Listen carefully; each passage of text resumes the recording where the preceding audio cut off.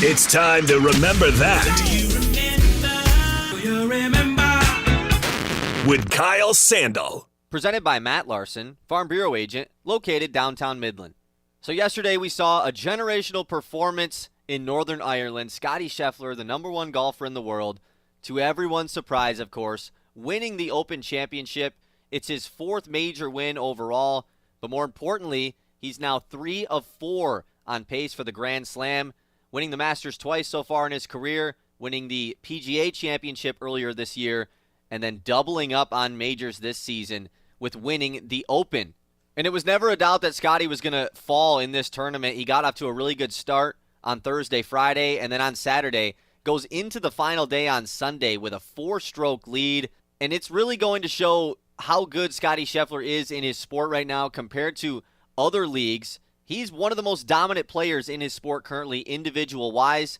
Saw a stat earlier today that Tiger Woods, between his first and fourth major wins, the same amount of days as Scottie Scheffler currently just had between his first and fourth major wins. Does that mean we have a potential career path for Scottie Scheffler similar to Tiger Woods? It's going to be tough to top, obviously, but he's on pace right now. Scottie Scheffler may just be the best individual player in his sport right now. Remember that. Presented by Matt Larson, Farm Bureau agent, located downtown Midland. This is more than just a lineup. It's a daily ritual for the die-hard Michigan sports fans. At 6 a.m., Anthony Bellino wakes up the state with Spin on Sports. I do not believe it. At 9, the Ben Bosscher Show is appointment listening hosted here in the Great Lakes Bay region. I would like to buy some Casey Mize stock. America's Best takes over at noon. The Herd with Colin Cowherd. Well, what about Patrick Mahomes? And at 3, Bill Simonson brings it home on The Huge Show. Sports Radio 100.9 The Mitt for the most passionate fans in Michigan. When it comes to a gun suicide attempt, all it takes is a moment. My son, Ricky, took his life by the use of a firearm. It broke me, and I contemplated suicide. My grandson, I was gonna have to be here for him. I still own my firearm. I keep it in a safe because I want to keep my grandson and myself safe. Store your guns, locked, unloaded, and away from ammo. Hear more safe stories at endfamilyfire.org. Brought to you by Brady and the Ad Council. Can you go anywhere and find an endeavor in society where we've come to accept and tolerate an adult, and even kids, treating another adult the way we allow spectators, coaches, and players to treat a high school game official? Can you? No one has the right to abuse game officials. So before you blurt something out about that next close call, consider this. Without the officials, nobody wins. A message from the Michigan High School Athletic Association, promoting the value and values of educational athletics. From the Blasey Electric Studios, this is Sports Radio 100.9 The Mitt, WLUN, Pinconning Bay City, Saginaw, Midland. Michigan sports aren't just a game, they're a way of life. And now we've got a show dedicated to die-hard sports fans like you. Hosted by a guy who's borderline obsessed with the wins and losses of all your favorite teams. He's crazy. Every weekday morning from 9 to noon, Ben Bosscher brings you the talk that matters. The teams, the stories, and the players you care about most. This is the Ben Bosscher Show, built by Bresky Siding and Building Repair. Remember that.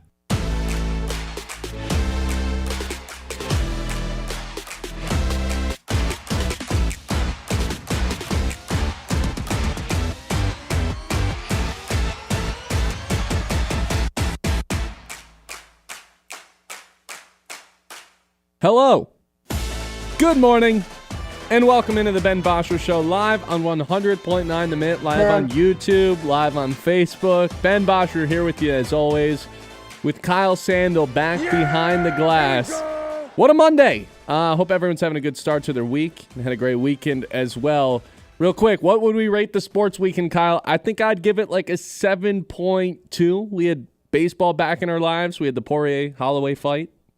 We had the Open Championship, which kind of ended up being, I don't want to say boring because you got to see what was a masterful performance by Scottie Scheffler, but felt over by the time Sunday morning rolled around. WNBA All-Star game. I'd say 7.2. Solid sports weekend. Yeah. Doesn't top anything in the fall, but there was a lot going on. Yeah, I think you're right. This is a pretty good summer sports weekend. I would go 7.5. I think it's pretty good. It's up there for sure. I think maybe we have to do summer judged on In a its completely own- different right. scale. This, if it was summer on its own, maybe like an 8.6. If it's summer on its own, this is like closer to a 9, I think. We had a major, we had an all-star game, baseball was back. A big fight with a legend retiring. And an Usyk fight on the boxing Yeah, side of like- things. Pretty good. It was a pretty good sports weekend for sure. And just having no sports throughout the week, getting stuff back for the weekend almost made it better no matter what. And it was topped off last night. Everything settles down, the dust finally settles, and the only game left on is the Detroit Tigers. Sunday Night Baseball. Tarik Skubal once on the mound once again. So before we jump into some of the main topics for today, Tarik Skubal just needs a shout out. I mean, we've given him a million shout outs on this show and across our station, but Tarik Skubal in primetime is an actual demon. I don't have every primetime game that he's had in his career, but just a few in 2025. The 2 Sunday Night Baseball games that he's pitched in, 24 Ks, 1 walk, 1 earned run in 13 and 1/3 innings. Had 22 swing and miss pitches last night, was just feeling himself. That complete game under 100 pitches, that was that Roku Sunday morning game. I didn't say prime. Well, I did say prime time. What I meant to say was national TV, because that Sunday morning game, complete game, ridiculous stuff. The win over Chicago Friday night was that remember 2 best teams in baseball back in Comerica Park. That was a Apple TV game on a Friday, and then that 32 swing and miss pitch game was also a Friday night, I believe, on Apple TV, and that was versus Texas. So every time it feels like there's more eyeballs on Tarik Skubal than just your typical Tigers and away crowd.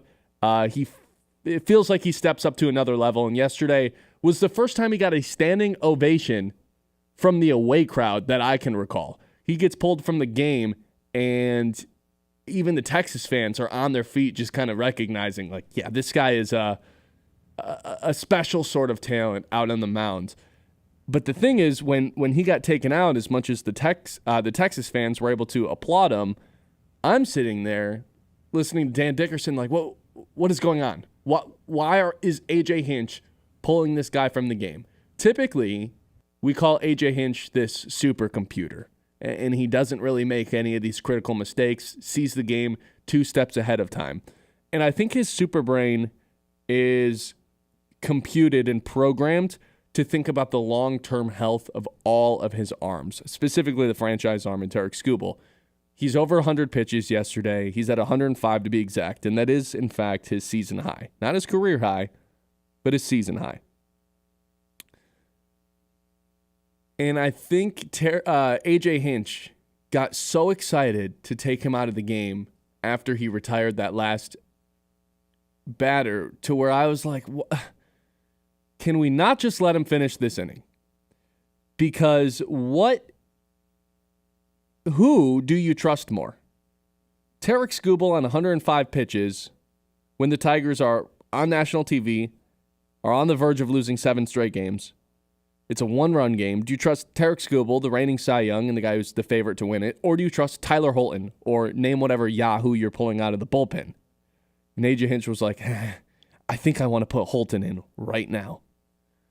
Like, what's going on? And Holton comes right in the game, spikes a ball into home plate. It gets by Dingler, and the game is tied because on a wild pitch, someone ends up scoring.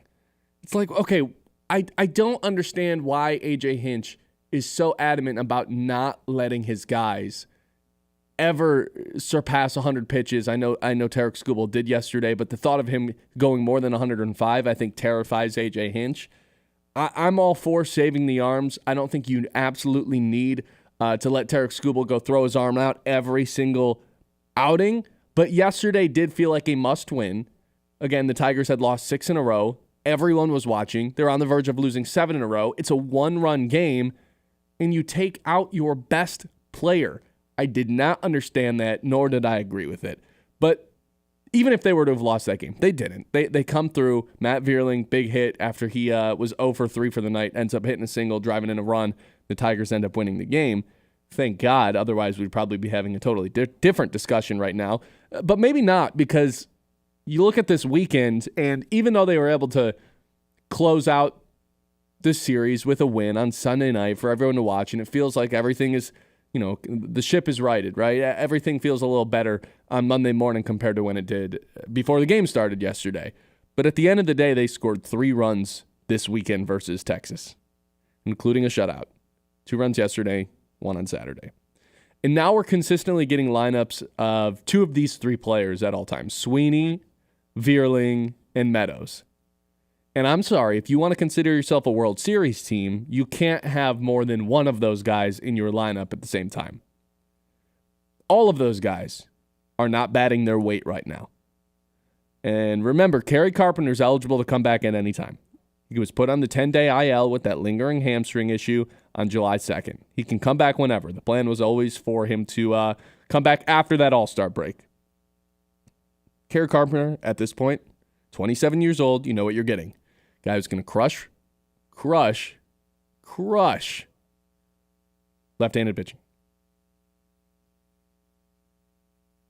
Can't really say the same for the other side of the plate. So, with that being said, it does feel like the Tigers do need somewhat of a boost to their lineup. Suarez. He's a guy we've kind of talked about, sprinkled in here and there for the past couple of weeks, right? And ESPN just put out their top 50 trade candidate pieces for the deadline, which is in 10 days this morning. And Suarez was listed as the number 1 player over in Arizona right now. Hey, you thought 24 home runs was a lot for Riley Green? Try 33. That's how many Suarez has so far. And he wants to be a Tiger. They didn't draft him, but they signed him as an amateur free agent in 2008. He's traded to the Reds in 2014, then to the Mariners, and then to Arizona last year. Right now, his price is skyrocketing because he's OPSing over 1,100 in July with 9 home runs. This is not what you would call a buy low situation. There's going to be a bidding war going on because this is the best player, at least the best bat, that is going to be moved at the deadline. So suddenly you're competing with the likes of the Yankees, the Cubs, the Mariners, the Brewers, the Giants, all teams that are going to be interested in Suarez. If the Tigers were able to trade for Suarez, and again, they're going to have to battle a lot of teams to be able to do so, but they have the advantage because Suarez already has said he wants to play in Detroit. Full circle moment. If the Tigers are able to land Suarez, this would be the first buy, the first big buy in basically a decade from when they got David Price. Over the weekend, bats were ice cold.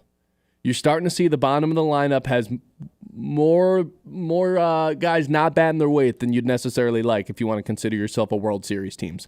Vierling, Meadows, Sweeney. You don't love it. Even Baez got taken out of the game last night. We think it's because of an injury, but had just 2 awful at-bats in the process as well. Old Javi Baez was back yesterday. The Tigers, I think, are at a point where if you have an opportunity to trade for the best player available at the deadline, who's probably going to cost you 2 top 10 prospects, you have to do it. Trading for Suarez is now a need for this Tigers team rather than just a want, right? We've given out wish lists before. What do we want for this Tigers team in the second half? Who's on the list of guys that you want to trade for? Are you mentally prepared to be the team to go all in and trade for the best guy that gets available at the deadline? And that would be Suarez down in Arizona. The Tigers, to consider themselves a World Series contender, have to start giving up some guys in the farm system. We talk about how much they have to spend. Well, right now they can't spend. What they can do is spend guys in the farm system because right now there's a clear path for them to be that World Series team out of the AL. Do they want to go add to that and add a guy with 33 home runs, or are they going to let the Yankees, the Cubs, the Giants, Mariners, are they going to let these other teams outbid them? I sure hope not. Treat themselves as a big market team. Scott Harris, I hope you have permission to just go all in. Trade prospects for players to win now. It's a guy with 33 home runs. This should be a no-brainer. And if you get outbid by the Yankees or the Mariners or fill in the blank team, it's just more evidence that you don't want to spend, whether that's money in the offseason or players during the season at this deadline. Suarez, I believe, is now a need. He becomes your everyday third baseman. At shortstop, it's Javi, it's McKinstry, maybe Sweeney, but Sweeney's probably a threat to get sent down at that point. I want to know what you guys think, though. You look at these bats, you look at this Tigers team. Obviously, they're still the first team to 60 wins. They've got the best record in the league once again. But are you mentally prepared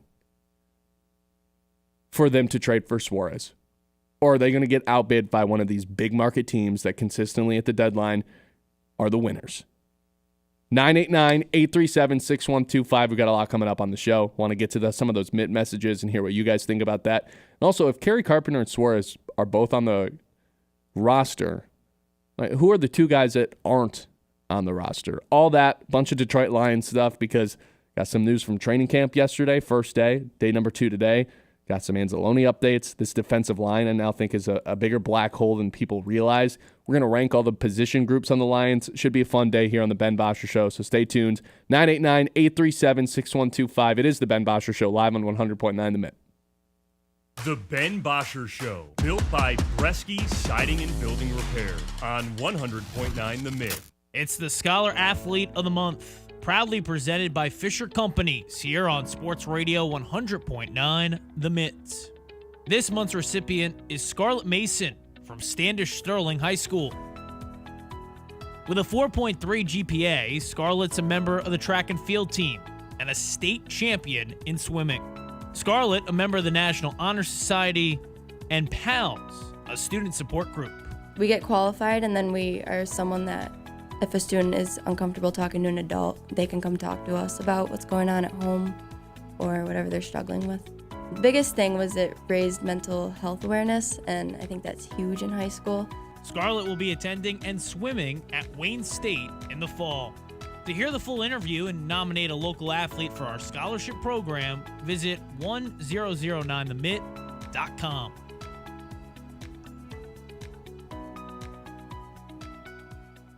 Tired of floors that snore? Walls that whisper, meh. Premier Tile in Midland is here to spice things up one tile at a time.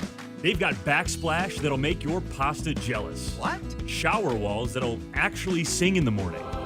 And floors so fabulous, you'll consider eating dinner off them. Stylish, affordable, slightly obsessed with grout. Visit Premier Tile, located between Stark and Sturgeon, right off US 10. Or at PremierTileStone.com. Transform your outdoor space with Maple Hill Nursery. Whether you're a gardening enthusiast or just looking to relax in style, they have everything you need. From premium polywood furniture that never needs painting to top quality plants and trees, Maple Hill Nursery has it all. Plus, they offer free setup and delivery on in-stock barbecue grills. Visit them today just north of Midland Mall or check out their website for pro tips and expert advice. Maple Hill Nursery, making your yard the place to be. Something happens when we can't be our true selves. You can hear it in our laughs. There's the half-hearted chuckle. The courtesy conference caller. Yeah, great. And of course, the I'm only laughing because I'm dating your daughter. Oh, that's so true. If you want to laugh for real, try having some Miller Lite with some friends. It works. It's Miller time. Celebrate responsibly. 2021 Miller Brewing Company, Milwaukee, Wisconsin beer. Sportsmanship has never been more important between the lines in athletics and outside those lines in our communities. To listen, to respect, to understand, to practice common decency, to have competition without contentiousness. Sportsmanlike qualities are essential components of life itself. Let's all work together to not only be good sports, but good people. A message from the Michigan High School Athletic Association, promoting the value and values of educational athletics. The Ben Bosscher Show, built by Bresky Siding and Building Repair on 100.9 The Mitt. Do you believe the Tigers are going to be the team to go land the biggest guy that's available at the deadline in Suarez over from Arizona? He was listed as ESPN's top guy to go get, top guy to be moved at the trade deadline. He's on fire in July. 4 home runs over the past couple days, 9 home runs on the month. His value, his trade value, has skyrocketed here, and it's going to lead to a bidding war between teams like the Tigers, the Yankees, the Mariners, the Giants, the Cubs, all these teams that are consistently big buyers at the deadline, a territory that the Tigers are certainly not familiar with. Do you believe that the Tigers are going to change their ways and recognize the situation that they're in and try to add a guy with 33 home runs, which obviously would lead this Tigers team right now? I get it. It's not the biggest need. Obviously, that would be bullpen. Maybe even a starter is listed ahead of a third baseman. But you end up getting an everyday third baseman on the team that allows Zach McKinstry, Javi Baez to play shortstop. You can put Zach McKinstry in the outfield a little bit more. Hell, you can put Javi Baez out in center field if you really want to. Like, that's still an option that the Tigers have because, well, if Suarez is coming back, or if Suarez, I guess, is coming back to Detroit and Kerry Carpenter's coming off IL, there's 2 roster spots that kind of have to be cleared up. And I'm looking around like, okay, Matt Vierling, you're on watch. Trey Sweeney, you're on watch. Parker Meadows, you're on watch. All these guys, look, I guess that's not the point of this conversation. We can have that a little bit later on in the show. But what I want to know from the people are you mentally prepared for the Tigers to change their ways and be not only contenders to win a World Series, but contenders to try to land these top guys that are available at the trade deadline? The same way that big market teams that are consistently in this spot, that are consistently chasing World Series, are always willing to do, because Scott Harris has been a little bit protective of that farm system that he's built up. You guys know where I stand on it. I'd be willing to give up some big-time names at this year's deadline. Now, I don't think you have to give up the big-time names, you know the 2 I'm talking about, to go get a guy like Suarez. But with how hot he is right now and how big of a market there is for him right now, don't be surprised if this costs you 2 top 10 prospects. I would do it with the blink of an eye, because those prospects are not helping you win a World Series that is presented in front of you right now, right? There's an avenue to walk to get to a World Series. You can see it. The path is right there. And you can add someone with 33 home runs already this season. Maybe this is the best month Suarez has, all of 2025. Can't be surprised if that happens. Again, an 1,100 OPS and 9 home runs just in July, and we're only 21 days in. So, he is on fire right now. Maybe he can't repeat that the rest of the season. But regardless, you're adding an 800-plus OPS to the everyday lineup. You've got a chance to improve your team that much. It's the best player available at the deadline. This is a no-brainer to me. Give up what it takes to be able to get a guy who wants to come to Detroit. The scariest part, though, is, Kyle, I'm just not all that convinced that the Tigers are a team and an organization that is willing to outbid the likes of Yankees, Mariners, Cubs, Giants, Right.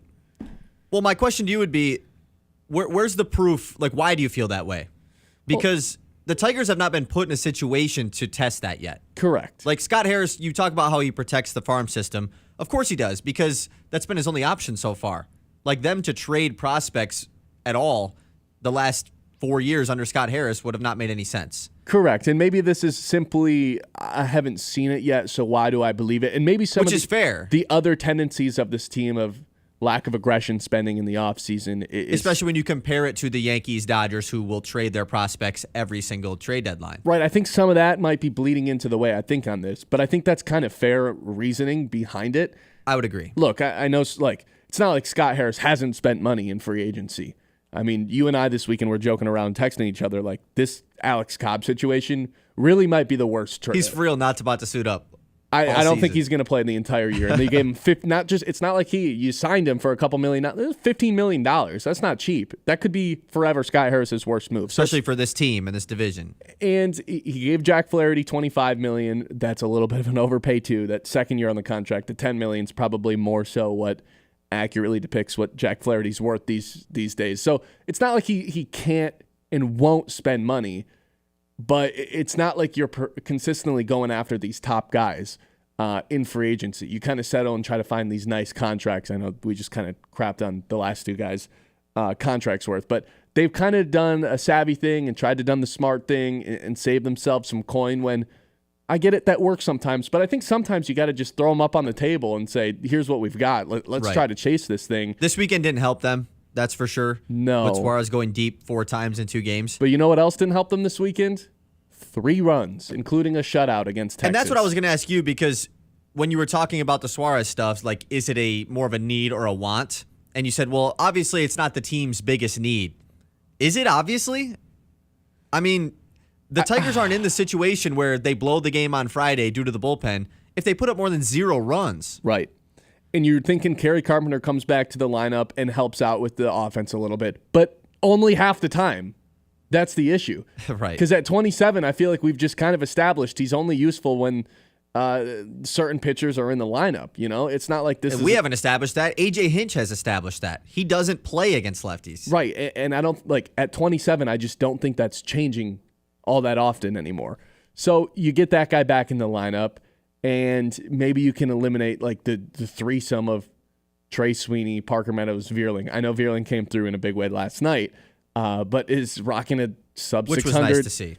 Right, but has struggled mightily. Like, remember we fell into this Parker Meadows trap of first 2 weeks were rough, then we talked about it, hit that home run, and then ever since then it's been a pretty... Right. I wouldn't say it was a black hole in the lineup. Because last year he really caught a good stride for a long stretch of time. Who, Meadows? Yeah. Yeah, but that so hasn't been the case this year at all. I don't think it was a trap we fell in. You're right, but... to the point where, like, he's not safe from being sent down to AAA. Like, and that's not just like, hey, you need to get better. It's, well, if they're going to add a guy like Suarez, someone has to get sent down, especially if Kerry's also coming. Look, we'll get into that conversation a little bit later on. But in terms of, do you believe in this Tigers organization to outbid some of these other big market teams that are consistently chasing World Series? That's kind of where I want to hear from the people. 989-837-6125, because there is a little bit of hesitation for me to say, I believe that the Tigers are going to be the team that comes out on top and winners of the deadline.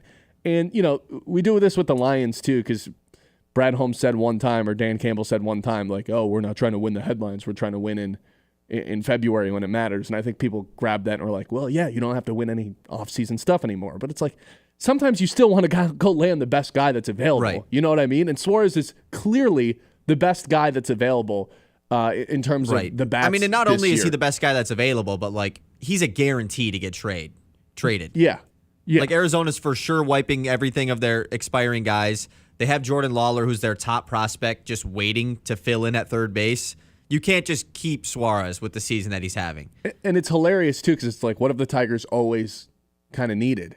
Is that everyday third baseman. And Zach McKinstry has blown expectations out of the water to where that's not as much of a need as it was, you know, a few months ago. He fits every box that you wanted the Tigers to check. Right. A righty with power that plays on the left side of the infield. And is he a below average defender these days? Yes, but I don't think that's significant enough to overlook. 33 home runs. Absolutely God, not. we freak out that Riley Green is 24. This guy has 33 home runs on an expiring deal. So, yes, it's a rental. Is this someone that you'd look to re-sign? Maybe, but I don't even think the Tigers should be thinking about that at this moment in time. You can see a World Series. You see the path. You can lock yourself into a playoff spot right now. So why would you not go try to improve your team at this moment in time? And the scarier thing is, even if you don't improve your team, guess who might end up improving their team? The Yankees.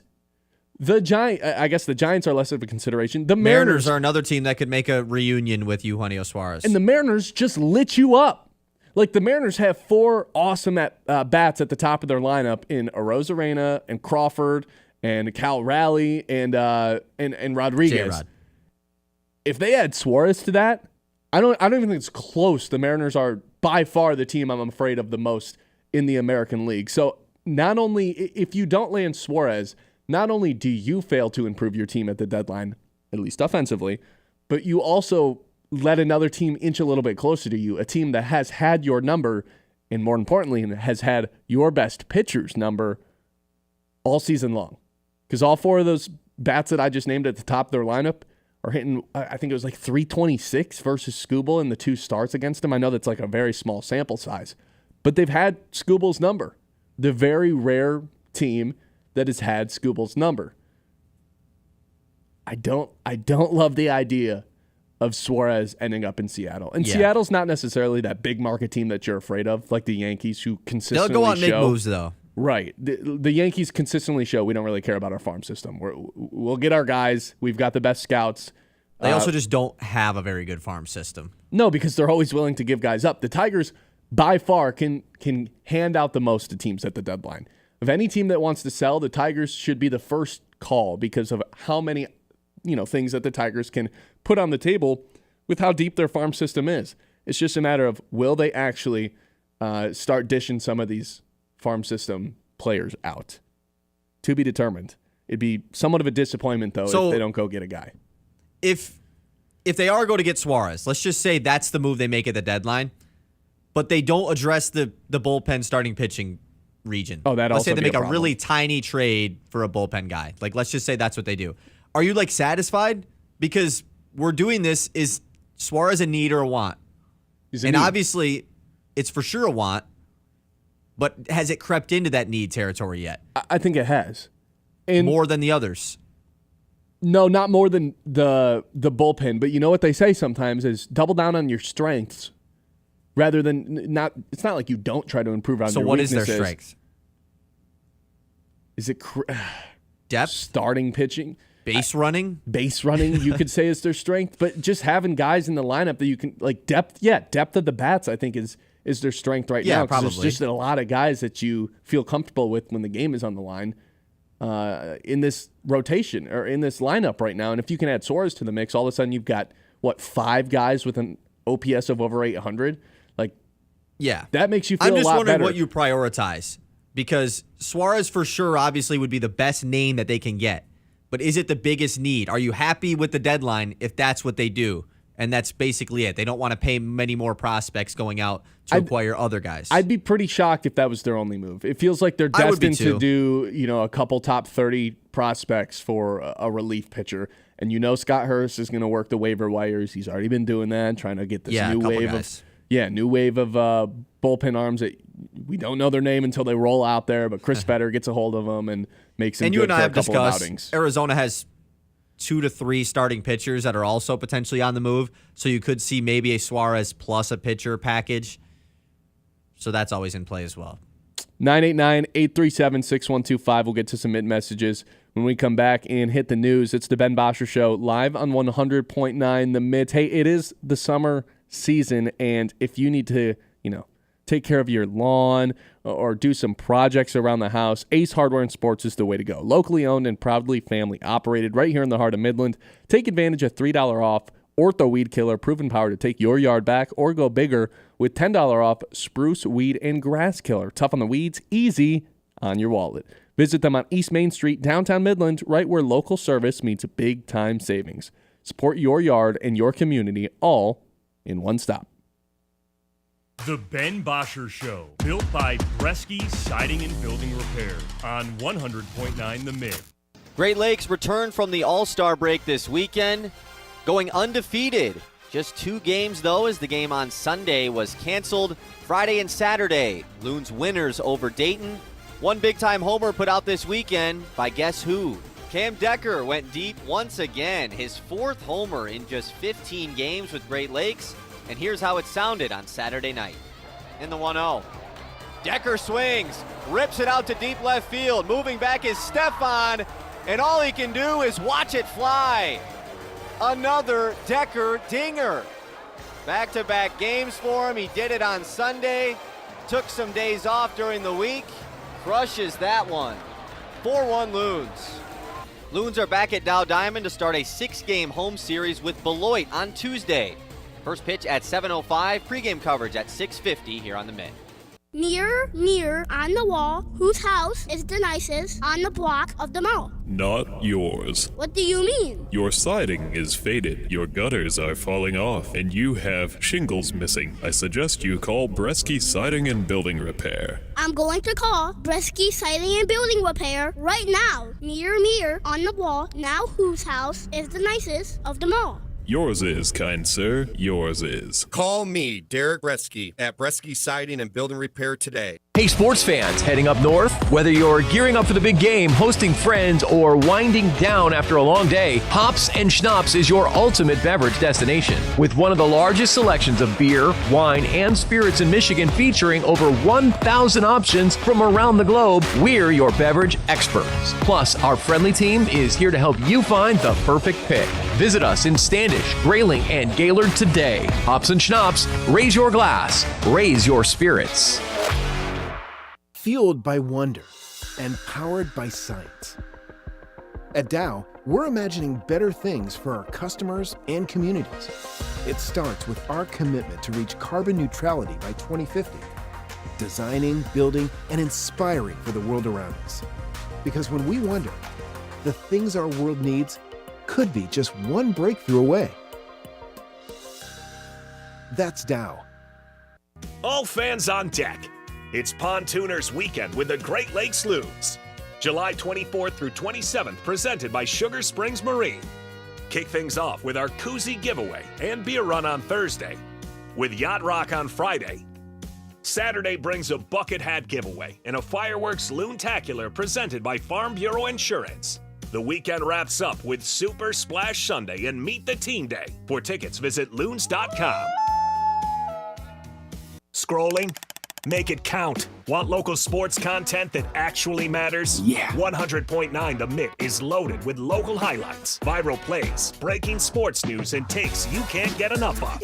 It's hot! Follow us on Facebook, Instagram, TikTok, and YouTube today, and you'll never be out of the loop on the Lions, Tigers, Pistons, Red Wings, Michigan State, and even the biggest stories in high school sports in the Great Lakes Bay region. 100.9 The Mitt, Mid-Michigan's sports leader. Are you an enthusiastic sports fan? Want to have fun and get in on the action? Heck, yes. That'd be awesome. Have great attention to detail? Want to stay active? Definitely. Want to give back to the student athletes in your community? Obviously, yes. Then you'd make an excellent high school sports official. We need more officials in Michigan, because with no high school officials, there are no high school sports. Sign up today at highschoolofficials.com. The Ben Bosscher Show, built by Bresky Siding and Building Repair on 100.9 The Mid.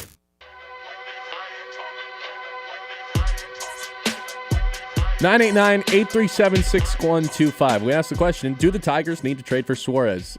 Bats were pretty cold this weekend, only scored 3 runs, including a shutout on Friday. That was one of the more frustrating games of the season because it felt like Tigers fans couldn't really agree on why they lost the game. I mean, you get shut out. It's obviously a lack of run support, so maybe it's less of an argument. But that was, you go into the All-Star break on a 4-game losing streak, and then you come out and don't put up a single run. And right. Canely is none a other mess than Tommy again. Canely blows the game. Yeah. Yeah, it's Tommy Canely out there throwing the changeups right down the middle. If it was just someone else getting other than destroyed. Canely, I think people would have been like, that sucks they lost. The bat's got to be better. But the fact that it was Canely. Yeah, my instant reaction was get this guy the F off the team or Trade at least off the now. mound right now. This is unacceptable. And then, of course, on Friday, you've got Reese Olson on the mound. And we obviously, maybe not obviously, but if you remember, in the lock of the day, we took over 15 and a half outs. Gets to 15, needs one more, gets pulled from the game. Sounds like a pretty good line. Yeah, that was a frustrating one. We needed to win pretty bad there on Friday, and we didn't get it again. Hey, there's always today. That's coming up at the end of the show. We asked the people again if you need to trade for Suarez. Get to a couple of things here. Bill says he strikes out too much. Need another Gleyber Torres type, but I would like his power and defense. Depends on what we give up. Well, below average defender, Suarez is. There's just not a lot of guys like Gleyber Torres around the league. So if you're looking for a guy who rarely strikes out, has this awesome K to walk ratio, impossible, like always just giving these pitchers tough outs at the plate, those guys are just pretty hard to come by, and probably not a lot of those guys getting dealt here at the deadline. Like, this is the best bat available, and you can say he strikes out too much. Well, so does the face of the franchise, Riley Green. We love him, so... He also doesn't strike out like that much. No. 23rd in MLB in strikeouts, 105. I mean, it's a lot, but like Riley Green has 25 more strikeouts than him on the year. And 9 less home runs. Right. Like Suarez, he comes in as easily the best hitter on the team, which is crazy to say, but yeah, he does. And it's only Cal Raleigh and Judge that have more home runs than him right now. So yeah, you take that obviously by 1 and 3. Like he's right there he's above Ohtani. He's right there with the top group. There's not it's not like every trade deadline there's a bat like this that gets moved. This is I don't want to say rare territory because it happens, but 33 home runs. And this guy's getting 35 moved? home runs. Oh, 35 now? Yeah. Yeah, this doesn't happen a whole lot. Kevin says after the last 6 games, yes, trade one of the catcher prospects, pitching prospects, plus Carpenter could only hit right-handed pitching. Oh, we're getting controversial with the Carpenter stuff. I did have this thought yesterday as I was watching the game because I was thinking about like, hey, what's it look like when Carpenter and potentially Suarez is on the team? Is Carpenter the most overrated player? Not only on the team, but in Detroit. Ooh, whoa. I know. In Detroit. Whoa. He's useless. Man, guy hasn't played in 2 weeks, and we're just like... He is useless versus left-handed pitching. He sucks? No, versus left-handed pitching. He's useless. Most overrated player in Detroit makes it sound like he sucks. I know. And that's not what I'm trying to say, so maybe I should just avoid this altogether. But how much of a spark does he really imply when he comes back? Like, let's say they do trade for Suarez. Carpenter He's going to be still their second best lefty power hitter. That's very specific, though. Like, if we're just talking bats in general, like, I would... Their third best power hitter. Not if they trade for Suarez, no. Okay, but they haven't traded for Suarez, so I'm not just going to assume that they're going to. I guess, yeah, I shouldn't assume that they're going to either, based on who else is going to be looking to buy him at the market. All right, 989-837-6125. We'll get to some more messages a little bit later on. Until then, let's hit the news. The Mitt's Morning Catch. All right, Kyle. My mic wasn't on. Nice. I think we nailed it, too. That's the worst part. I could hear you in the background. Unfortunate. Okay. Mitt Morning Catch. How have we not talked about it yet? I don't know. What are we talking about? Scotty Scheffler wins the Open Championship. His 4th major win, 3rd leg of the Grand Slam. He's now just the U.S. Open away from winning the Grand Slam. Yes or no, Ben? He completes the Grand Slam next year. Absolutely, yes, he does in his career. Absolutely, yes, he does. In his career. Next year is like, I don't know, you're just asking me if he wins one specific tournament. Open, yeah. I mean, the likely answer is probably no, but probably then again, no, this guy just wins every time he's out there, it feels like right now. Once, we bet Rory to win on Thursday as our lock of the day because there's literally no sports going on. And once Scotty got the lead, once he has a 1 to 2 stroke lead in first place, doesn't it kind of just feel like it's over? And I can't figure out whether or not I love him. Dude, it feels like it's over when he's in 3rd place. I can't figure out whether or not I love or hate Scotty Scheffler because as much as I want to appreciate the guys who are on the top and as fun as it is to be like, oh, like there was a couple times this weekend I was like, that was a terrible shot off the tee. Like maybe Rory can climb his way back into this or Scotty's going to take a bogey here. And then he just saves himself every time. Like he has the shot into this thick, rough, uphill, or I guess he's hitting downhill. And it's like, his putter was probably the best I've ever seen from him. His approach weekend, shots are unbelievable too. Yeah. And yeah, he's just not missing putts. It's pretty incredible. But then Sunday rolls around, it's like this thing's already over. I don't even think I need to watch this. No, it was over halfway through Saturday. Yeah, you're right. It was. I mean, he comes out and birdies hole 1 after he parred it the first 3 days on Sunday. Like you knew it was over already. And then no sells winning the entire thing. It's like, yeah, it was all right. I don't know why everyone wants me to win this one so bad. Like, I don't know, Scotty. I don't know. Very good stuff. I'm a Scotty fan. Saying I don't know if I love or hate Scotty. One of the craziest things I've heard. Who hates Scotty? I just want these. You know what I want? Here's all I want, Kyle. I want Rory and Scotty paired together on a Sunday, like neck and neck, trying to win one of these. Rory's got to be majors. better than man. Rory had maybe the best round of anybody on Saturday. Also, electric round from Rory. How did he Saturday. get that golf ball to just appear from the face of the earth. That might have been the craziest thing I've ever seen. Seriously. No, I agree. Because he had that terrible shot off the tee to set himself up for that. Then he takes that swing, and as I'm watching It live... just appears from the earth. As I'm watching live, I'm like, oh my God, he just hit a ball 4 feet. Like, he completely whiffed. And then he picks it up. Yeah, I'm like, what is happening? And then it turns out he hit a ball. Yeah, that Saturday round from him with the crowd behind him was one of the more fun rounds I'd watched all year. 5 sure. Yeah. I mean, he had a really good outing for sure. He was 7 under that day. Nasty. Not enough, but he was nasty that day. Not enough as well. Also, Bryson DeChambeau broke the record for best score through the final 3 days at the Open Championship ever. Too bad he shot +7 on day 1. He had a Rory 2019 day 1. He would have had a real chance at winning this thing if he would have just went even on day 1. Beefy Bryson. Anyways, let's talk about some Lions stuff. I know we're going to dive into it a little bit later, but Levi Onwuzurike out for the year with ACL surgery. Man, where did this one come from, Ben? I don't know. He was totally healthy in the divisional game against the Commanders. No reported injury. Finished the game. And then they signed him to a $4 million contract. The Lions would not have signed him to a new contract if they knew he was going to be out for the entire season, especially knowing this is only a 1-year deal. So I don't know, man. I figured when the news came out that he was going to be out for the year, my first thought was, actually, when the news came out that he was going to be on the PUP list, I was like, please don't be his back, because that's kind of what's chronically kept him out of playing full seasons. And then it turns out he had an ACL surgery this offseason. So brutal. Yeah, pretty tough for the Lions. Last year, his lone healthy season as a Lion, and it's going to stay that way. The implications of that injury are a lot bigger than I think people realize. We'll dive into that in the 10 o'clock hour. Ennis Rakestraw, though, he also got injured in training camp yesterday. Sounds like he's going to be all good, though. Just a chest contusion. Going to miss a couple days, so Lions missing another potential injury scare there. And then last Lions news, David Montgomery, in a recent ESPN article by Eric Woodyard, says the Lions are tired of being close to a Super Bowl, and he declared the 2025 season as a, quote, year of reckoning. I like that. Year of reckoning?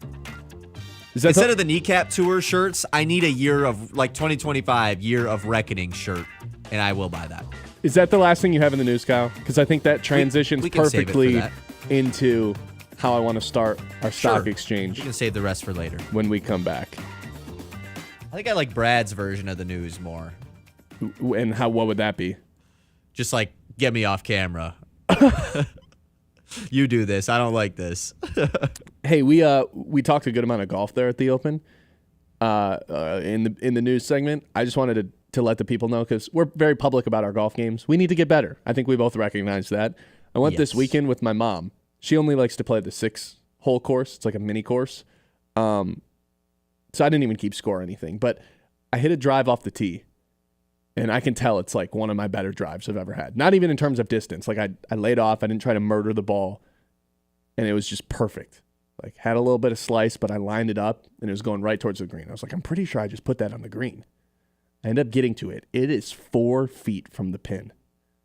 And I see the divot where it landed and bounced, and then it ends up about 4 feet from the pin. And I'm like, oh my God, I've got a chance for my first eagle before my first birdie. So I line it up. I look at it from every angle.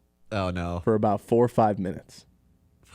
4 or 5 minutes? I was dialed. Well, my mom had to hit 7 shots before then. So I'm staring at this thing. I line it up. Not even close. We all know where this is going. Not even close. But I did get a birdie for the first time. Okay. So yeah, you got to get a birdie before you get an eagle. That's kind of just the rules. How it works. It's kind of just the rules. Makes sense. Hey, we're well on our way into golf season, man. And if you're like me, you're looking for a new place to play. Golfers, look no further. Apple Mountain in Freeland, where every round comes with a side of scenic perfection. Championship-level course, beautifully maintained, and just the right mix of challenge and fun. And when you've wrapped up, head to Apple Mountain Restaurant, the perfect place for casual elegance and spectacular views. Whether you're playing for score or just soaking up the atmosphere, Apple Mountain is your place to unwind, recharge, and enjoy the game. Apple Mountain in Freeland, minutes away, but miles from ordinary. It's the Ben Bosscher Show, live on 100.9 The Mitt. The Ben Bosscher Show, built by Bresky Siding and Building Repair on 100.9 The Mitt. At Aird Insurance Group, they're more than just policies. They're your trusted partners in protecting what matters most.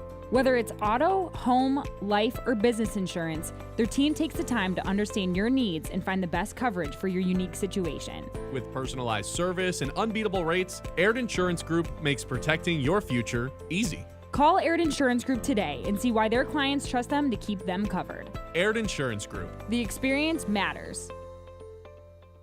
Since 2007, the Michigan Baseball Foundation has invested over $1.8 million into our communities, supporting over 350 projects across 14 Michigan counties. From restoring Alma Little League fields to creating nature-based classrooms at the Chippewa Nature Center and enhancing accessibility at the middle of the Mitt Miracle Field, MBF is making a real difference. Every ticket to a Great Lakes Loons game helps fund these initiatives. Join us in building a stronger, more vibrant community. Learn more at MichiganBaseballFoundation.org. All fans on deck. It's Pontooners Weekend with the Great Lakes Loons. July 24th through 27th, presented by Sugar Springs Marine. Kick things off with our koozie giveaway and beer run on Thursday, with Yacht Rock on Friday. Saturday brings a bucket hat giveaway and a fireworks loontacular presented by Farm Bureau Insurance. The weekend wraps up with Super Splash Sunday and Meet the Team Day. For tickets, visit loons.com. I'm Ben Bosscher, and here's what I think. I think replay should be taken out of basketball entirely. I think 2 super conferences would fix college football. I think the best football, basketball, and baseball players of all time are currently playing. I think the day the Lions win the Super Bowl is going to be the greatest day of my life. I think Monty Williams sabotaged the Pistons on purpose, and you can't convince me otherwise. I think Jim Harbaugh is one of the best coaches of all time, but most definitely cheated, got caught, and ran away. And I think you should tune into the Ben Bosscher Show, fueled by Forward Energy, weekdays 9 to noon on 100.9 The Mitt if you agree with anything I just said. Scrolling? Make it count. Want local sports content that actually matters? Yeah. 100.9 The Mitt is loaded with local highlights, viral plays, breaking sports news, and takes you can't get enough of.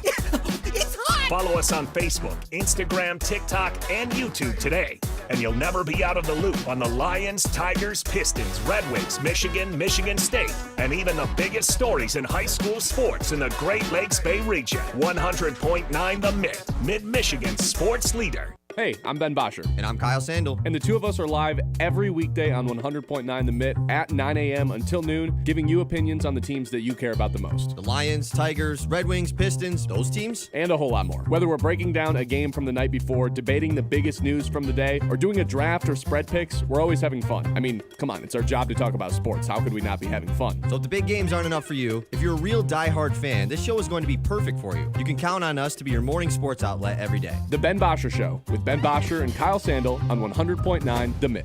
You want sports takes? You want local voices that own the mic? Yeah. We've got them on Sports Radio 100.9 The Mitt. It kicks off at 6 a.m. with Anthony Bellino on Spin on Sports. Rise and shine. From 9 to noon, don't miss Michigan's newest sports show, The Ben Bosscher Show. Hey, remember that. At noon, you get America's smartest sports takes, The Herd with Colin Cowherd. I want Shador to play. And at 3, the one and only Bill Simonson and The Huge Show. This is where real fans stay locked in. 100.9 The Mitt. The love of the game draws us to sports, as players, coaches, spectators, and officials. For officials, it's a way to stay in the game they once played, to feel the thrill of putting on the uniform, stepping out of the playing surface, hustling to make the call, and building the relationships which can only be built in sports. If you still have that love for the game, we always need new officials. Register now at MHSAA.com. A message from the Michigan High School Athletic Association, promoting the value and values of educational athletics. The Ben Bosscher Show, built by Bresky Siding and Building Repair on 100.9 The Mitt. Welcome back in. It's the Ben Bosscher Show live on 100.9 The Mitt. Hope everyone's having a good start to their Monday. Hopefully, you know what? I hope we can make your Monday a little bit better. Got to go back to work. Enjoy some of these last summer weekends. Not the last, but like I got in the car today and heard a back to school ad. And I was like, oh God. Oh, dude. It's kind of too early for that, but that's awful, dude. I know. And then I started thinking about it. I was like, there's not that many weekends left in the summer, especially knowing 3 of them are going to be here at Dow Diamond. working, and then the other 3 are like, I don't know. So with that being said, it's time for a Monday morning stock exchange. You know what? I'm not leaving. I'm not leaving. The stock market. The show goes on. All right, Kyle, I'll kick things off. I'm once again, for the second consecutive week, selling my Klay Thompson stock. I'm so out on this public relationship with Cardi B. It's gotten way Cardi B. Whoa, or Megan Thee Stallion. Right. Sorry, Megan Thee Stallion. I always viewed Klay Thompson as I don't care about anything in my life other than basketball and my dog. It's basketball and my dog. It's basketball and my dog. I'm a hoops guy for the rest of my life. It's my number one priority. And we've shifted so far the other way that I am concerned just because he about got Klay a girl? Thompson. No. It's not because he got a girl. It's because he got a girl, one of the most famous people in America, and now it's just nonstop posting about it, doing all these couple workouts. We're very public. We want to show everyone. It's just not very. Sounds like you're Klay jealous, man. I'm not jealous. It's just not very Klay Thompson-esque, right? If this was someone else who was known for dating public figures, I don't think I'd have any sort of comment. Like Booker or something. Right, but it's the guy who was notoriously just so focused on basketball. And it doesn't help that he's not really in the peak of his powers anymore, if you know what I'm saying. I think he's more so on the decline. That's fair. I'm out on this new era of Klay Thompson. Yeah, it's gotten a lot bigger in the last week, too. Because they this keep whole posting. relationship. Yeah, it's definitely major. Okay, I'll sell a stock. And I've been waiting to do this because we've been talking about it all day. I'm on the edge of my seat. I'm actually selling Eugenio Suarez stock. Oh, my God. Look, it's perfect timing. He's coming off of 4 homers in 2 games. But I'm mainly selling the fact that he won't be on the Tigers. Like, that's why I'm selling stock, because he's not going to be on the Tigers. And I saved saying that in those first couple segments. He just won't be on the Tigers, man. It's just not going to happen. The fact that Petzel literally makes the article saying how Suarez wants to be on the Tigers gets all the Tigers fans' hopes up. Oh, he obviously is going to be on the Tigers. And then he goes and rips 4 bombs this weekend, and his price has probably gone up even further. He's not going to be on the Tigers. Does anyone have enough the farm system to pay for Suarez like the Tigers do? No. Does that mean that he's going to be a Tiger? Does that mean that he's going to be a Tiger? Also, no. Because the Tigers might be stingy about giving guys up. I don't think it's true about the prospect stuff. Because some teams they have a card that up, no one else can use, though. That they won't use. That's what you have to remember. Saying, other teams they've got might. the card that no one else will use. The Prince of MILB. Who's your next buy or sell? Caitlin Clark's sense of humor. I'm buying that. So not Caitlin Clark stock this week. It's a specific Clark stock. No, Caitlin Clark's sense of humor. So, you know what I should have done first? I should have sold my my Kelsey Plum stock. I despise everything about her. And she just, every chance she has, takes the opportunity to take a dig at Caitlin Clark. And Didn't you already do this? Maybe. Sell Plum stock earlier this year when she said some other stuff about or when the people wanted an autograph from her? Oh, yeah, I might have. Well, she said something else that was stupid this weekend, too. She's like, well, we have this, really empowering movement going on with the T-shirts, pay us what we deserve. And she was like, well, no one from Team Clark showed up to support us. And she literally said, I don't mean to be a tattletale.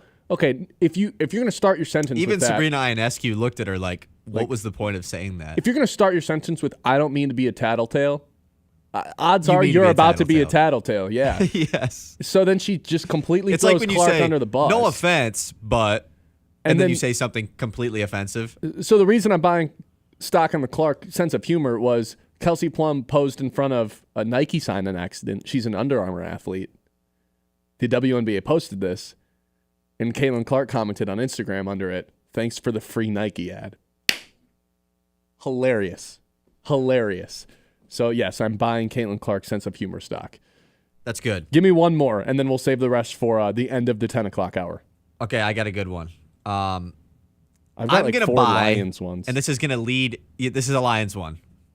I'm buying Tarik Williams stock. Oh, that was on my list. Give me that. I knew you had it. That's kind of why I was taking it before you. I'll save my non-sports ones for later. But yeah, I'm buying Tarik Williams stock with the Onwuzurike news, the Josh Paschal news. Obviously, DJ Reader is there, but Aleem McNeil's injured. I think Williams is going to play a huge part, and he's going to have that big expectation, and I'm buying into it. These Tigers first-round picks have hit, or Lions first-round picks have hit in years past. So I'm under the impression that this one will too. I'm with you. I'm without you in a couple different ways.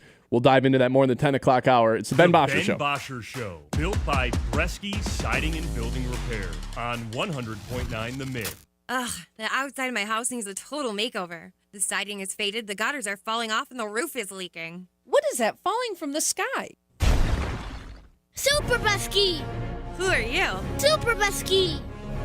Excuse me? I'm here to tell you, Bresky Siding and Building Repair can fix your house in no time. All you have to do is call my dad, and your house will look as good as new. Call me, Derek Bresky, at Bresky Siding and Building Repair today. Hey, did you guys catch anything yet? Not a thing. Ah, bummer, neither have we. I'm actually just about to head into town. I'm going to go into Higher Standards Automotive. They got this award-winning service department with amazing technicians and this large parts department in case I want to fix it myself. They got the part there. Whatever. No, I'm serious, man. It's out there. Yeah, just like when you tried to convince me Bigfoot was real. Ray? Bigfoot's behind me, isn't he? Yeah, we got it. Run! Get out! Stop into Higher Standards Automotive, North Eastman Road in Midland, right past the mall. You have better things to do than to job hunt or scramble to find your next great hire. So let Spherion do it. We say local is our superpower because we live and work where you live and work. We know the local job market. We're here in person. And we're locally owned, so you won't find a partner who's more engaged and literally invested in your success. If you're ready for something better, start with Spherion. Visit us online at Spherion.com to find your local Spherion office. Let's get to work. Ace is the place with the helpful hardware, folks. Ace Hardware and Sports in downtown Midland has some extra savings for rewards members this month. Let's clean up that yard. Save $3 instantly on select Roundup and Ortho weed killers. Save $10 on 64-ounce spruce, weed, and grass killer. You know what season it is? Grilling season. Free assembly and delivery on grills, $399 and up from brands like Weber and Traeger. Need that deck touched up? Do it and save $10 instantly on a gallon of Cabot exterior stain. The new rebranded Matt Smith Modern Realty. Well, Matt Smith Outdoors was really reflective of how I started my real estate journey, taking my outdoor experience, moving that into the real estate space to help people buy and sell land. So many people in this region ended up calling me and wanting me to work with them to help them buy and sell homes. This new brand was more reflective of what I'm delivering to people in this region every day. Why are interscholastic sports called the last classroom of the day? Because they teach students important life lessons like teamwork, accountability, and perseverance. School sports are so much more than a game. They're about developing the whole person.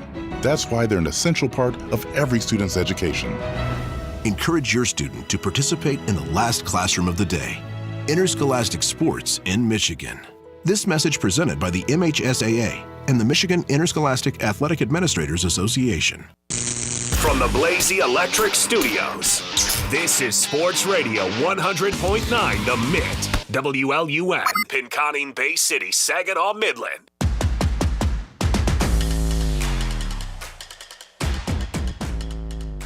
(989-837-6125). Let's pivot here and go to some Detroit Lions because training camp begins yesterday. And it feels like the Detroit Lions community has already been kind of rocked in a big way with this Levi Onwuzurike injury.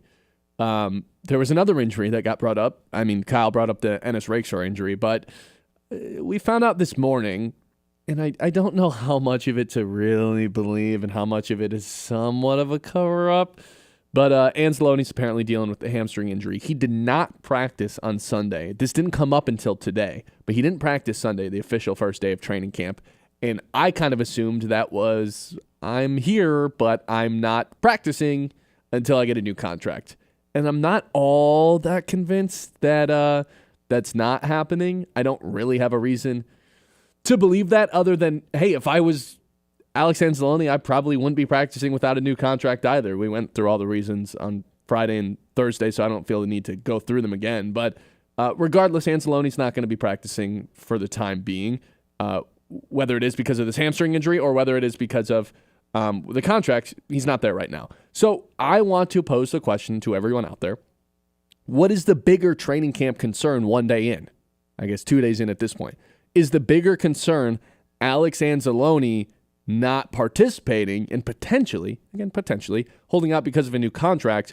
Or is it this Levi Onwuzurike situation to where not only is he out for the first 4 weeks, but he's out for the entire season due to an ACL tear? I'd argue it's the Levi Onwuzurike thing because for the last few years, this Lions defensive line and the run-stopping unit has been fantastic. This has been a team that's finished top 10 against the run each of the past 2 seasons, even when they weren't really winning games prior to the big turnaround in 2023 or 2022. They were a good team against the run. They always have been when Aaron Glenn was here. And when you take away Alim McNeill, your best interior player, both against the run and I guess you could say DJ Reader's the best interior player against the run, but that's a nose tackle who provides no juice. That's his only job. No juice in terms of getting after the pass rusher. Alim McNeill was your star in the middle. He did everything, and he's not going to be there for the first 10-ish, 11-ish weeks of the season. All right? That was already a pretty big, significant loss. And you were going to ask Levi Onwuzurike and Tyleik Williams, your first-round pick, to kind of carry the workload. Well, congratulations, Tyleik Williams. Whether you like it or not, whether you're up for the challenge or not, whether you pass all the checks in training camp or not, you're playing. You're starting. I don't think there's another option out there for the Lions other than to just throw their 28th overall pick in Tyleik Williams right into the starting lineup. I might get a jersey right now. Dude, you might have to. And I'm not telling you, like, I mean, I know you bought stock, and I did too with Tyleik Williams. I'm not even buying stock because I'm buying into he's going to make a positive impact right away. I'm just buying stock simply because this guy's going to get way more run than I anticipated. Like, is it out of hope, honestly? I guess it is out of hope. It's out of necessity that he's going to be playing because, again, there's just not really another option. I know they signed Roy Lopez this offseason, but, again, that's a nose tackle who's there to line up over the center and same way as DJ Reader, just take up space. Right? That's a guy who's just there to stuff the run, take on double teams.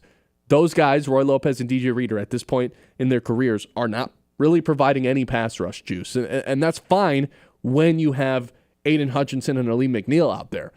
But you don't have Alim McNeill out there right now. And now you don't have Levi Onwuzurike, too, who I don't think it should be undersold on what this guy did last year in his first time as a truly healthy player.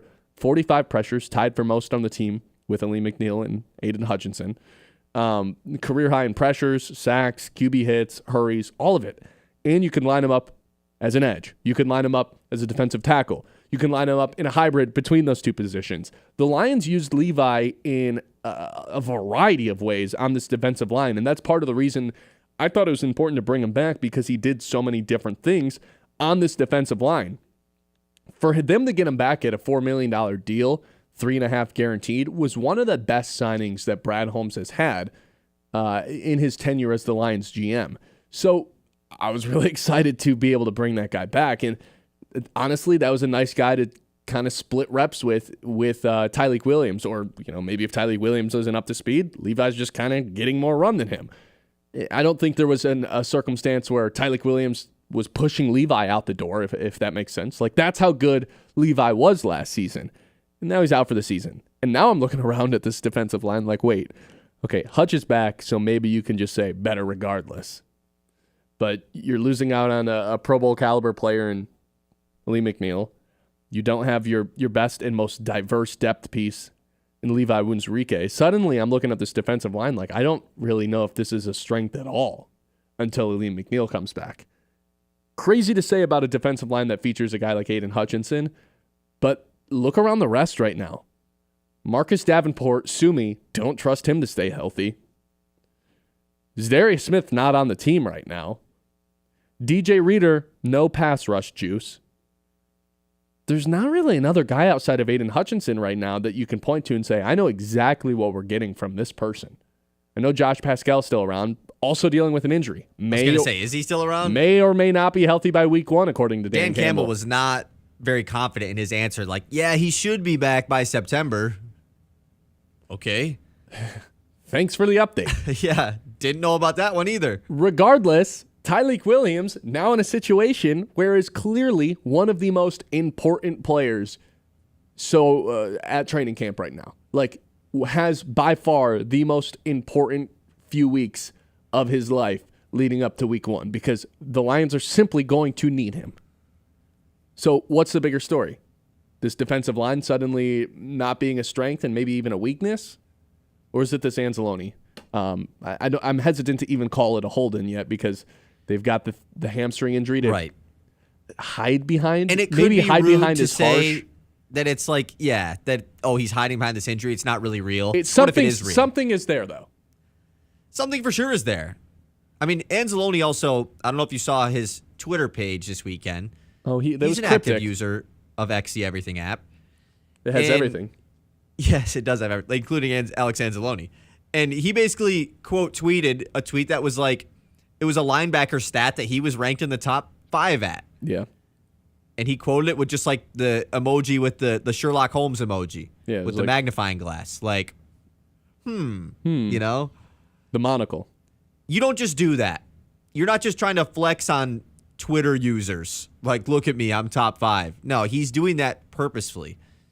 So, I don't know. It's interesting stuff. I would say the Onwuzurike stuff is a bigger story, though, at the moment. Because of how unexpected it was. Yeah. And because of how affected this defense was last season due to injury. And we're just already bringing it back to start things off. I think in the short term, in the immediate, like we can see the impact. It's the defensive line, Levi Onwuzurike being out is the bigger issue. But this Alex Anzalone situation has a chance to really throw a wrinkle into the Lions. Yeah, I mean, if he doesn't show up, then that easily becomes the bigger impact to the Lions defense. Well, he's shown up. I want to make that clear for everyone. He's at training camp. I know you know what I mean. And I know what you mean, but I want to make it clear. He's at training camp. He's just not participating. And yesterday it was like, why is he not participating? And I was like, we talked about this on Thursday and Friday. He wants a new contract. And then this morning, before the show, I think Campbell was live at like 8 a.m., said, dealing with a little bit of a hamstring thing. So I'm not saying that it's a cover-up, but I'm also not saying that it's not a cover-up. You know what I mean? Like, it's just something you can kind of point to. And I wouldn't be surprised if the Lions were like, we don't want to really do this publicly. Like, we're not going to let this get out the way that it's gotten out of hand with the Bengals and the Niners so many times with these contract disputes. So we're going to do our best to keep this as an internal conversation. And Anzalone, you have a little bit of a hamstring injury right now. Just roll with it. Because he passed all his physicals. Like, you have to go through a series of tests to show up to camp. And that's part of the reason, like, Anthony Pittman didn't practice yesterday. I'm pretty sure, like, he just didn't pass one of those tests. And it's like, fine. Like, he's totally fine. He's just one little tiny thing. Anzalone passed all those tests. So I don't really know what's going on with this hamstring injury that seems to be lingering right now. But the big picture issue with Anzalone is if he is like, nope, I need a new contract, the Lions are basically forced to give him one because Ben Cunningham is taking first-string linebacker reps right now, and like, come on, we just can't have, or Zach Cunningham is taking first-string linebacker reps, and it's like you just can't roll out there with that as your week 1 linebacker duo if you have the chance to have Alex Anzalone a team. So all of a sudden you're paying him, and then it's like, where are we getting the money to pay Brian Branch and Laporta and JMO? We went through it all on Friday. You guys can listen to it back on YouTube, Spotify, Apple Podcasts, wherever you get your podcast. We went through it pretty thoroughly those 2 days. 989-837-6125. Rest of the show, we've got some good stuff coming up. We've got Chris Castellani coming on to talk a little bit more about that Tigers situation and whether or not Suarez is going to be a Tiger. We've got more stock market exchange and a trip around the league. But coming up next, I want to rank every position group for the Detroit Lions. It is the Ben Bosscher Show, live on 100.9 The Mitt. Like I said earlier in the segment, there's not that many weekends of summer left. And one thing that you can do if you live in the state of Michigan is explore some of the Great Lakes. Dive into adventure with Dive and Glide. Sign up for an open water dive course at diveandglideinc.com. Learn the skills, practice, and get certified.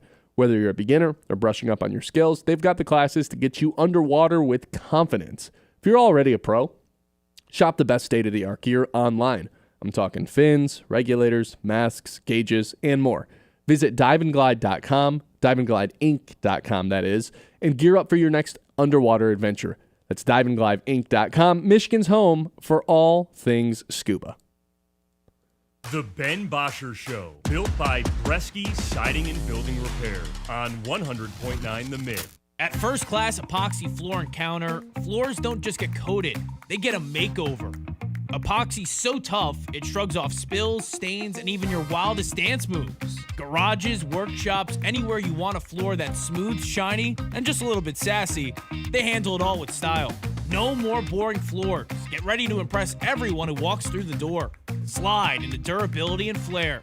First Class Epoxy Floor and Counter, where your floors get the VIP treatment they didn't know they needed. Do you see yourself traveling, working part-time, or moving somewhere warmer when you retire? I'm Kevin Spencer, your Midland Edward Jones financial advisor, and I want to help make your retirement goals a reality. Let's talk about where you are, where you want to be, and how you'll get there. Together, we can plan for the expected and make sure you're ready for the unexpected. Search Edward Jones Financial Advisor Kevin Spencer on Facebook. 416 West Wackerly in Midland, under the green awning. Edward Jones, member SIPC. All fans on deck. It's Pontooners Weekend with the Great Lakes Loons. July 24th through 27th, presented by Sugar Springs Marine. Kick things off with our koozie giveaway and beer run on Thursday, with Yacht Rock on Friday. Saturday brings a bucket hat giveaway and a fireworks loontacular presented by Farm Bureau Insurance. The weekend wraps up with Super Splash Sunday and Meet the Team Day. For tickets, visit loons.com. From Midland to Bay City, Saginaw to Sanford, from Frankenmuth, Freeland, and Hemlock to Auburn, Essexville, and Pinconning, 100.9 The Mitt is the heartbeat of the Great Lakes Bay region, and proud of it. We're your home for local sports, local stories, and local pride. Whether you're in Birch Run, Beaverton, Gladwin, Chesaning, or Coleman, football, basketball, hockey, Spartans, NFL, Loons, all right here. 100.9 The Mitt, Mid-Michigan's sports leader. Local sports don't stop when the game ends, and neither do we. 100.9 The Mitt is your digital home for the latest news across the state of Michigan. From high school to college and the pros, it's all on our socials. Follow us on Facebook, Instagram, TikTok, and YouTube. Just search 100.9 The Mitt and join the squad. Stay locked in on the latest stats and stories with exclusive video takes from local talent. Sports Radio 100.9 The Mitt. A game without a crowd is just a scrimmage. A performance without an audience is just a rehearsal.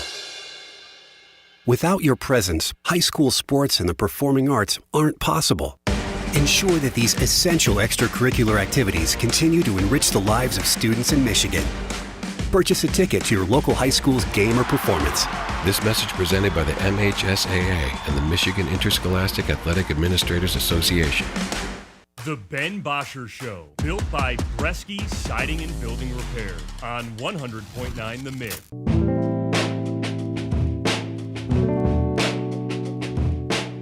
Welcome back in. It's the Ben Bosscher Show live on 100.9 The Mitt, live on YouTube and Facebook as well. Go ahead and hit that like button if you're watching on YouTube. Helps us push this content out for other people who like to follow Michigan sports. Helps us out, goes a long way, gets that channel out. So we'd appreciate that. Go ahead and hit that subscribe button too, because obviously for all the same reasons, that would help us out as well. All right. I want to rank all the Lions position groups, if that's okay with you, Kyle. I think that'd be pretty fun. Yeah, sure. Why not, man? Before we do that, Kyle. You're not looking at me, Kyle.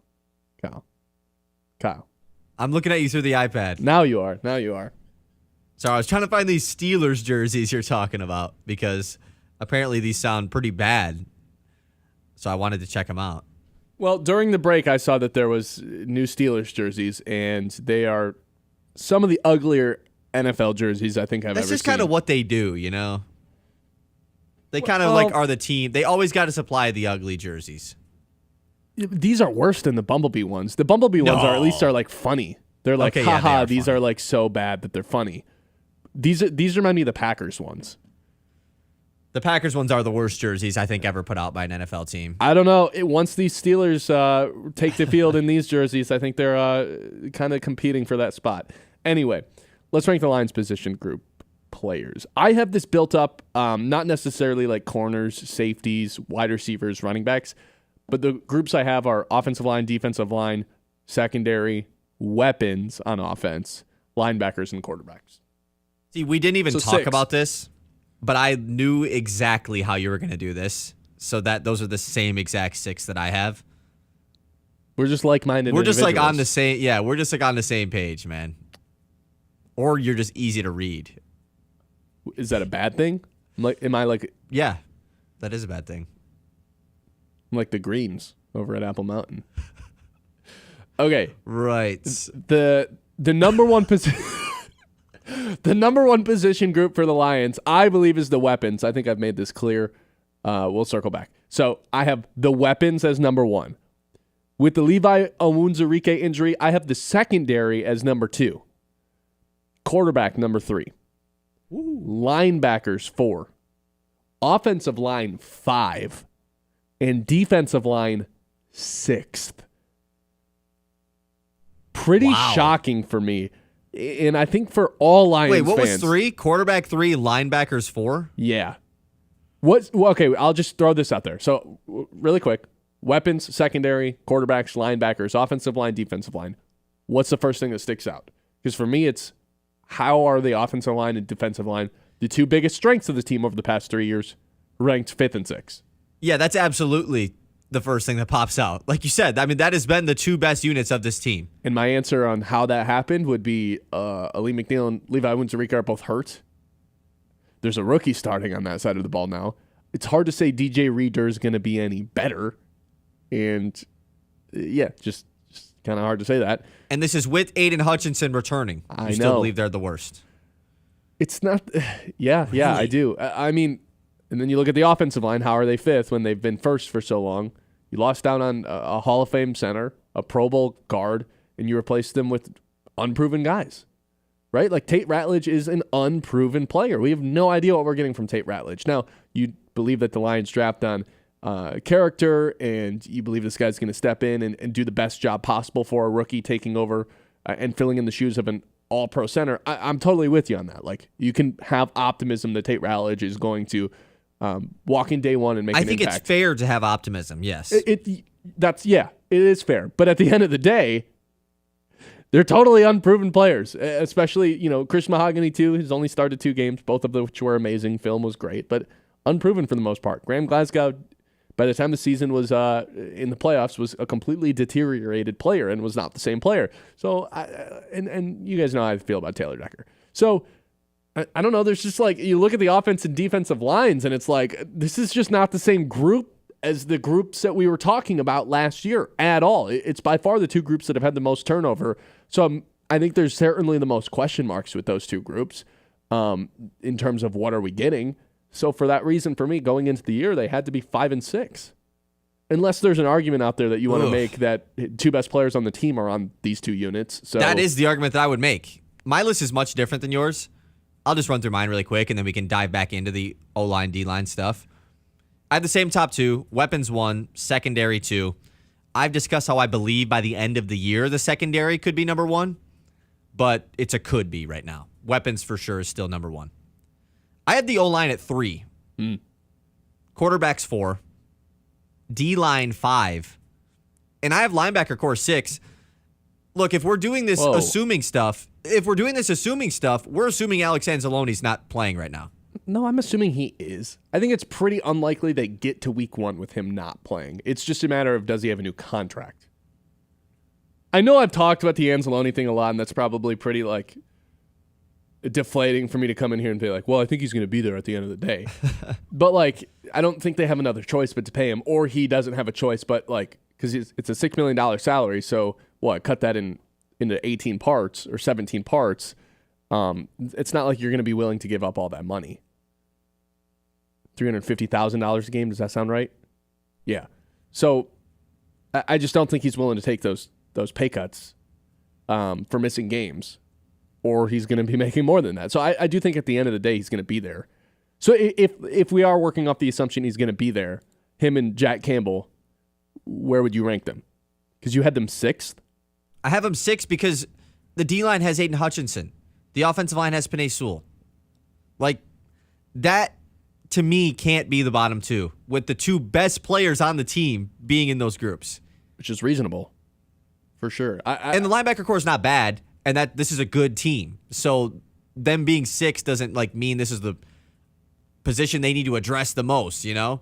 Anzalone, Jack Campbell, and Derek Barnes, to me, is one of the best linebacker units in the NFL. And at the end, Barnes is kind of a weird one. Like, does he really count to defensive line or linebackers? It's kind of weird. I would say linebacker. I would say 2, but to me, it's really more of an Anzalone, Jack Campbell thing. Sure. But those 3 guys, there's not a lot of depth there until Rodriguez comes back. But that group, maybe there's not a superstar like a Fred Warner or Bobby Wagner back in the day, but those are all like way above average players, to the point where I had them ranked 4th, right behind quarterback. And I do think there's that chance that Jack Campbell takes a pretty significant step forward this season. But that's based on projection rather than what we've actually seen with the known versus unknown heading into the year. Yeah. I guess for me, my list is more of a Hutchinson Sewell thing and less of the linebackers aren't as good thing. Yeah. Where did you have quarterback? I have it 4. To me, and obviously this isn't a Goff thing really, as far as I'm not that high on Goff compared to other people. But to me, I can't put him above the offensive line. He's so reliant on the offensive line since he's been a Lion that I can't say he's better than that group. Now, this year could change that, or it could totally prove it that he's not as good if the offensive line isn't that good. But to me, I can't put him above the offensive line because of how important that is to his specific style of play. I think that TTT, that time to throw number for Jared Goff, is going to be lower this year than it has been in any other year as a Detroit Lion. They're going to need it to be. Because if he's getting pressured from the interior, you don't really have any time to throw the ball. So I'm thinking a lot of St. Brown, a lot of Gibbs out of the backfield. We've already gotten some reports that Gibbs and Montgomery are taking a good amount of snaps together, with Gibbs out wide and Montgomery on the field. So I do think we see a lot, not that the Lions lacked any short game, passing game, but hey man, if Goff's getting pressured from the middle, these weapons are going to have to get open relatively early. Maybe you see more JMO screens, stuff like that.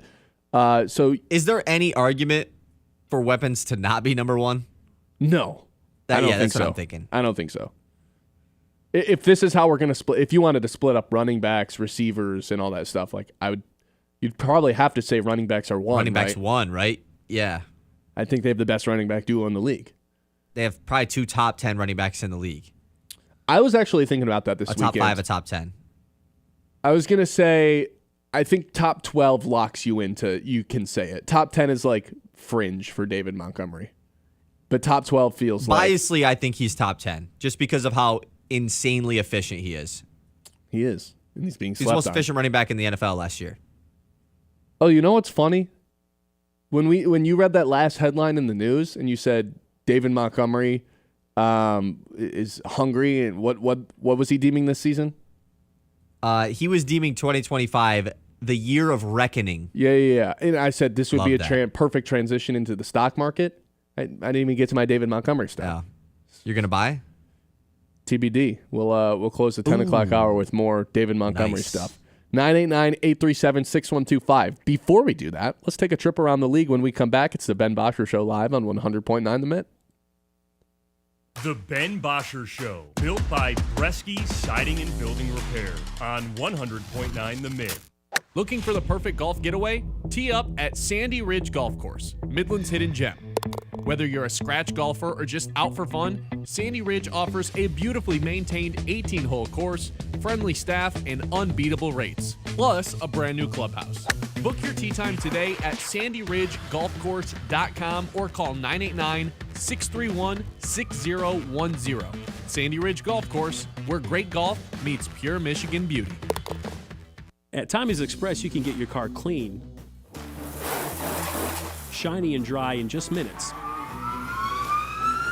Our state-of-the-art eco-friendly wash delivers a spotless finish every time. With the Tommy Club app, enjoy unlimited washes or paper wash. Skip the line with license plate recognition and manage everything right from your phone.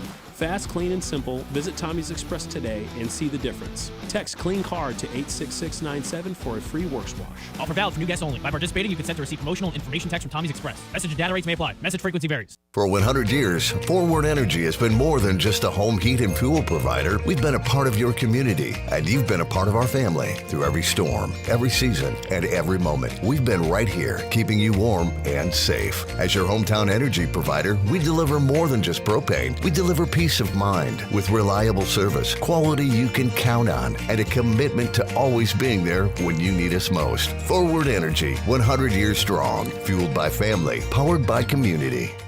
A beautiful yard increases both the value of your home and the quality of your life. Commercially, landscaping creates a positive impression of your professionalism and commitment to community, customers, and employees. Cervinsky Sod has been creating and maintaining outdoor spaces for 56 years. Whether your project is residential or commercial, the team at Cervinsky Sod Services will work with you to build and meet budgets and finish the job with top quality and in a timely manner. To get a quote, call 989-835-4810 or visit CervinskySodService.com. All fans on deck. It's Pontooners Weekend with the Great Lakes Loons. July 24th through 27th, presented by Sugar Springs Marine. Kick things off with our koozie giveaway and beer run on Thursday, with Yacht Rock on Friday. Saturday brings a bucket hat giveaway and a fireworks loontacular presented by Farm Bureau Insurance. The weekend wraps up with Super Splash Sunday and Meet the Team Day. For tickets, visit loons.com. Scrolling? Make it count. Want local sports content that actually matters? Yeah. 100.9 The Mitt is loaded with local highlights, viral plays, breaking sports news, and takes you can't get enough of. It's hot! Follow us on Facebook, Instagram, TikTok, and YouTube today, and you'll never be out of the loop on the Lions, Tigers, Pistons, Red Wings, Michigan State, and even the biggest stories in high school sports in the Great Lakes Bay region. 100.9 The Mitt, Mid-Michigan's sports leader. You want sports takes? You want local voices that own the mic? Yeah. We've got them on Sports Radio 100.9 The Mitt. It kicks off at 6 a.m. with Anthony Bellino on Spin on Sports. Rise and shine. From 9 to noon, don't miss Michigan's newest sports show, The Ben Bosscher Show. Hey, remember that. At noon, you get America's smartest sports takes, The Herd with Colin Cowherd. I want Shador to play. And at 3, the one and only Bill Simonson and The Huge Show. This is where real fans stay locked in. 100.9 The Mitt. From Midland to Bay City, Saginaw to Sanford. From Frankenmuth, Freeland, and Hemlock to Auburn, Essexville, and Pinconning. 100.9 The Mitt is the heartbeat of the Great Lakes Bay region, and proud of it. We're your home for local sports, local stories, and local pride. Whether you're in Birch Run, Beaverton, Gladwin, Chesaning, or Coleman. Football, basketball, hockey, Spartans, NFL, Loons, all right here. 100.9 The Mitt, Mid-Michigan's sports leader. The Ben Bosscher Show, built by Bresky Siding and Building Repair on 100.9 The Mitt.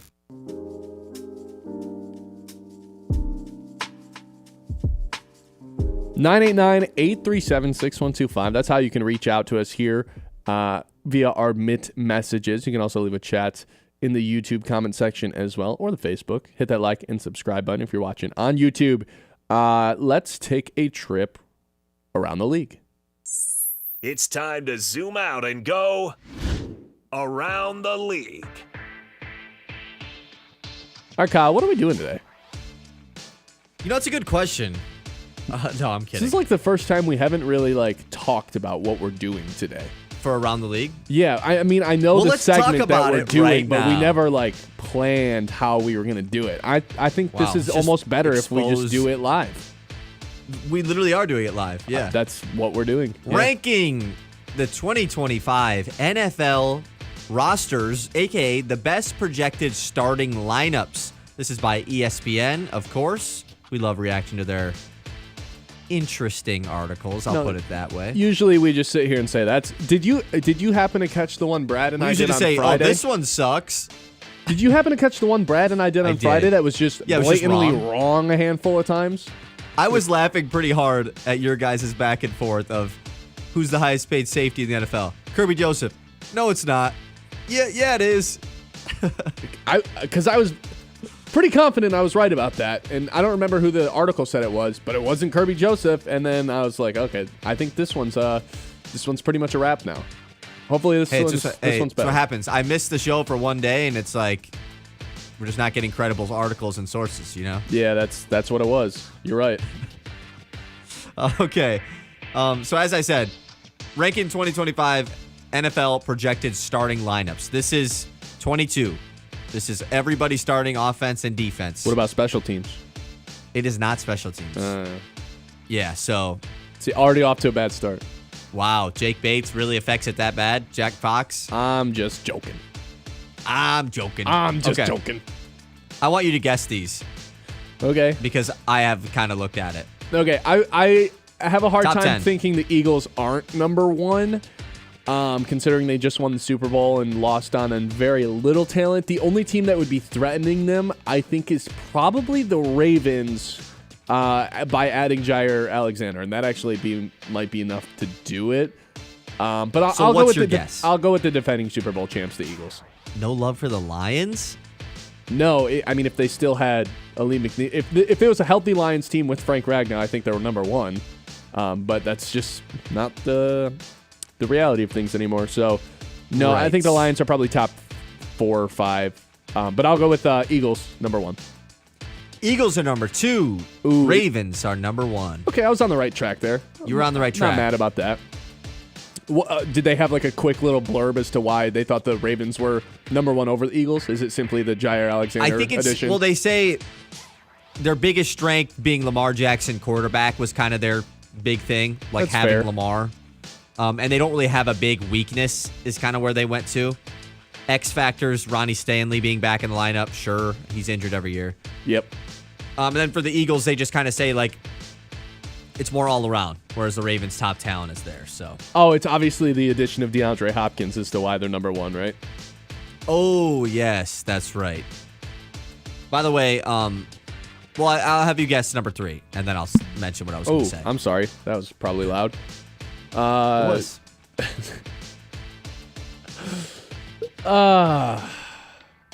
You know, I'll go with the Lions here. Yeah, it's the Lions. Okay. The more I thought about it, I was like, I don't think there's a better team with more. Man, people at ESPN just not knowing ball. Aleem McNeil's in the starting lineup. Yikes. That's the only one, I guess, that's missed. I'm looking at this. Hold on. They do have, or they don't have Tyreek Williams in the starting lineup, so interesting. Josh Pascal also in the starting lineup. They also have Graham Glasgow as the center and Tate Ratledge as the right guard. I didn't even see that. Not really ball knowers here. Amik Robertson obviously is in here, but yes, the Lions are number 3. Don't look at number 4 or 5 because that's you got to guess next. I'm not. Okay, if they like truly went quarterback factor as to why the Ravens were number 1, that makes me think it's pretty hard to say Bills or Chiefs aren't one of the next 2 teams. Commanders are probably another threatening team here, but I'll go with the Chiefs. It's pretty hard to have them outside of a top 5 for best rosters, regardless of who's on the roster, as long as Mr. Mahomeboy's on there. And honestly, they made some improvements this offseason too. Yeah, and shed losing some cap. Joe Tooney, but they've added 2 new guys to their offensive line. They are number 5. Oh, does that Buffalo mean the Bills are number 4? Okay. All right. Which the Bills have also done a pretty good job of shedding cap and making improvements kind of on the edges. You know what I forgot? Joey Bosa's on this team. Not that he can ever stay healthy, but if he does, is he that's gonna a pretty play? pretty big addition. I mean, you move the Von Miller spot and put Joey Bosa in there. You got rid of a guy that doesn't play for a guy that doesn't play. Oh, Von Miller played last year. He just he's just not plays the entire game guy anymore. He's like put him on third downs. Which, he's probably 40 at this point. Speaking of put him in on third downs, would be nice to see a little Zadarius Smith added to the Lions starting lineup. I know, especially with the Levi thing. I think that's a matter of time. They've got the money to do it. That would hit hard right now. They've got the money to do it. It makes no sense for them to not. All right, so if the Bills are 4. You got the top 5. The Chiefs are 5. You know what? I'm going to go wild card here. I'm going to say the Rams come in at 6 because from top to bottom, their roster actually is pretty good. It's just a matter of My hesitation with them is can everyone stay healthy with that age of a quarterback? But from a roster standpoint, the Rams are pretty nasty. I'll go with the Rams here. The Rams are number 8. Okay. They are pretty well-rounded. The offensive line is still below average. Yeah. The secondary still has a lot of questions. Let but me the edge rushers position group really good. All right, let me throw the Commanders out there because they've got to be on this list. I'm unsure where, though. A team that has probably made the most additions to their lineup, they're number 7. Sorry, that was You're right also there. probably loud. Okay. Missing number 6. It's a sleeper. I know. I think I got it, though. Broncos. It is the Broncos, yes. Broncos, I mean, one of the best offensive lines in the NFL. I think they actually, were they the number 1 offensive line last year? Based on what? I think what, on PFF. What are we judging it on? No, I'm pretty sure the they were Lions top 3. I thought the Lions were. One of the best offensive lines in the NFL. One of the best defenses in the NFL. Led the league in sacks. Added a rookie running back, which seems to work out for some teams. In a group that wasn't very good last year. Added Afunga, the safety. Yeah. I say that right? I think I did. Yeah, Hufanga. Dre Greenlaw. And Dre Greenlaw. Yeah. Like two taking the proven Niners guys. Yeah, I don't disagree that they should be this high in terms of like roster construction from top to bottom, but like they still have a man-child playing quarterback for them who gets spoon-fed in offense. So what happens when, a play actually breaks down and, he's like 28, Yeah, that's why I called him a man-child, because he's still in his second season, but he does have his hand held probably more than any other quarterback there is in the NFL other than maybe Tua. So right, but isn't that kind concerns of me? Why they're good, though? Like, if he didn't have his hand held, they probably wouldn't be as good. It just seems fragile. Like, when the game plan doesn't go according to plan, a.k.a. Vikings, Sam Darnold, Week 18 versus the Lions, what happens? I don't think Bo Nix has the ability to, like, fix problems if they come about. Now, maybe they don't run into a lot of problems because Sean Payton's so good at scheming and they've got the defense to back it up. I'm just saying, like, that would be the reason I think 6 might be a little too steep. But again, this is all 22 guys taken in consideration. But it's pretty hard for me to take them seriously as like a contender in the AFC with Bo Nix as their quarterback. Right. All right, you're missing 9 and 10. I haven't gotten one wrong yet on here. Let me... I don't really agree with these. I'll put with that 9 out and there. 10? Yeah. That's just me. There's a team that I think deserves to be in the top 10 that's actually at number 11. Let me guess the Chargers. Ooh, the Chargers. Did I get strike one? Yeah, they're like 16th. I had to scroll for a little bit. Deshaun Hand in the Chargers starting lineup. Texans. Former Lion. Houston Texans, number 13. Oh, which kind of makes sense. That offensive line took a hit. I mean, they still have those obviously really good edge rushers and Stroud. The wide receiver group has really fallen off. Yeah, but they're getting healthier. That may be all that matters. Potentially getting healthier. All right, 2 strikes. Wow. Last strike here. Dude, if it's... Oh, my God. I'm going to be so mad if it's the 49ers. I don't want to guess the 49ers, but I feel like that's kind of the direction. You know what? I'm going to go Vikings. I'm going to go Vikings. You were right there. It's not? It's not the Vikings. It's the Niners. That's the team that I'm like, the Vikings are top 10. They have a top 10 100%. starting lineup. Like, is it the Niners? Niners are in the top 10. That's what I'm saying. I don't agree. I for sure don't agree. Are they 9 or 10? They're 10. The Vikings are 11. Oh my the Vikings God. starting I genuinely think this Vikings starting group, which I still don't think they're going to be crazy good this year because I just don't trust McCarthy. Their starting lineup is very good. Why do you not trust McCarthy? Because what reason do I have to trust him? Coachable, can clearly, like, from his coachable, time at, right? Yeah, coachable. Every quarterback is coachable. That's not true. Clearly, from his time at Michigan, he's able to run a system well. I keep saying, can he be Brock Purdy? Well, he's passes all the athletic traits more than Brock Purdy does. And he's got a genius calling plays for him in Kevin O'Connell. So I don't understand. And he has Justin Jefferson and TJ Hawkinson and eventually Jordan Addison when he decides to stop doing stupid things and getting punished for them. I think they hit the ground running there. But yeah, from a roster standpoint, like they improved their offensive Their starting line. lineup is so good. Nasty. And they added their defense. They added Jonathan Allen and Javon Hargrave this offseason. Yeah. Their I think they O-line is deserve good. to be Their in over the secondary is Niners. tremendous. This is a really good lineup. Okay, and the team you were missing was... This is even worse. Is it the Packers? No. Thank God. Which, yeah, they're 14. They're fine. I would say Minnesota is the second best in the division, though. This is worse than the Niners. NFC or AFC? AFC. This is bad. Oh, no. This team's not top half. If you tell me Miami, I'm going to start laughing. Miami would be really bad. Miami's not even in the top 20. It's not like it can't be the Jaguars. They're probably not even top 20 either. They're not. I don't know. I'm just going to give it to you. Tell me. It's Cincinnati. Oh, yeah. I blocked them out with of my the brain worst for some defense in the reason. NFL. It's just laughable. It really Don't is. have their first round pick. Don't have the guy who was the only bright spot of their defense last year right now in Trey Hendrickson. Yeah. But just because they have a really good wide receiver duo, they're the 9th best starting lineup in the NFL. That's crazy. Do you think we're the biggest Bengals hater show that exists that's not more of a you located thing. in Baltimore? I bought Bengals stock a couple weeks ago. I think this is a playoff team. Are you know when the right time was to buy Bengals stock or is to buy Bengals stock? Probably heading into week 4 where they're 0-3 once again.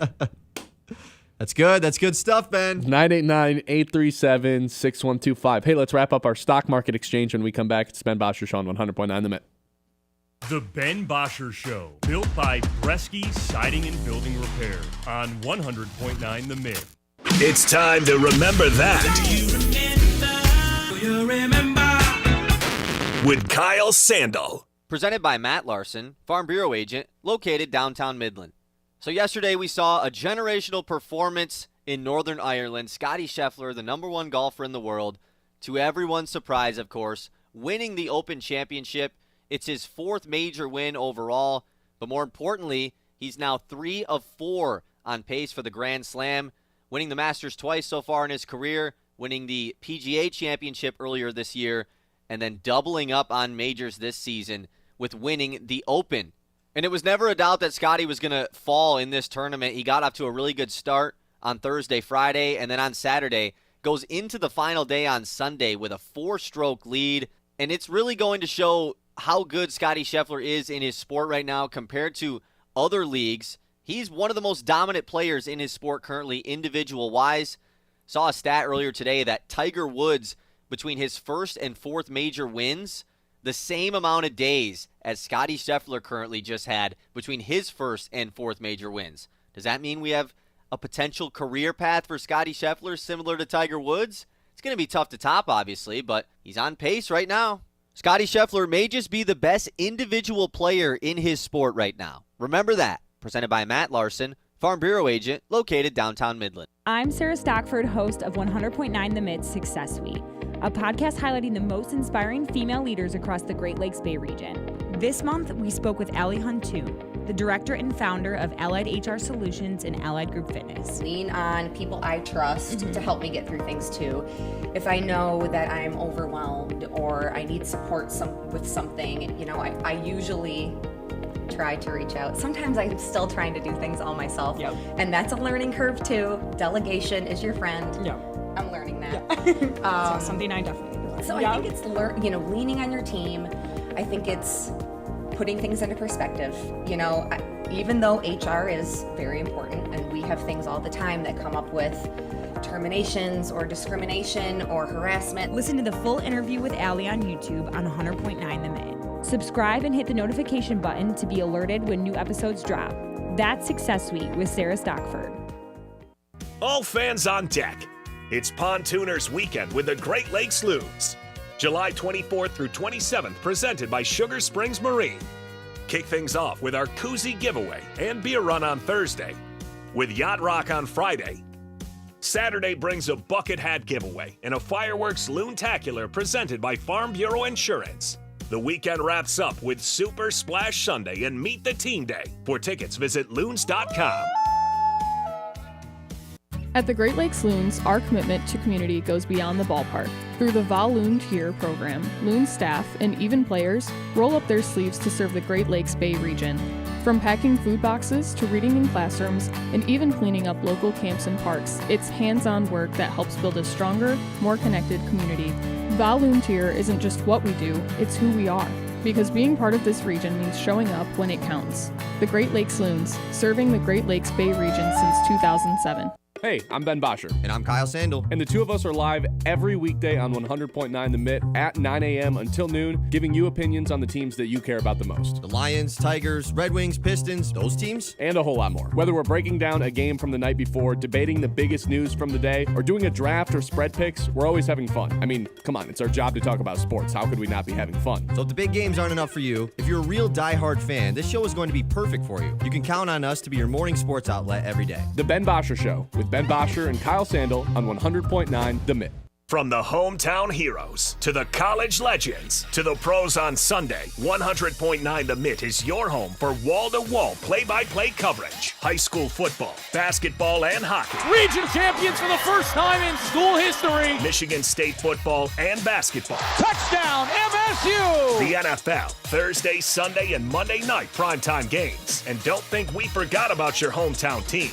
The Great Lakes Loons. That ball's over and out of here. 100.9 The Mitt. The Ben Bosscher Show, built by Bresky Siding and Building Repair on 100.9 The Mitt.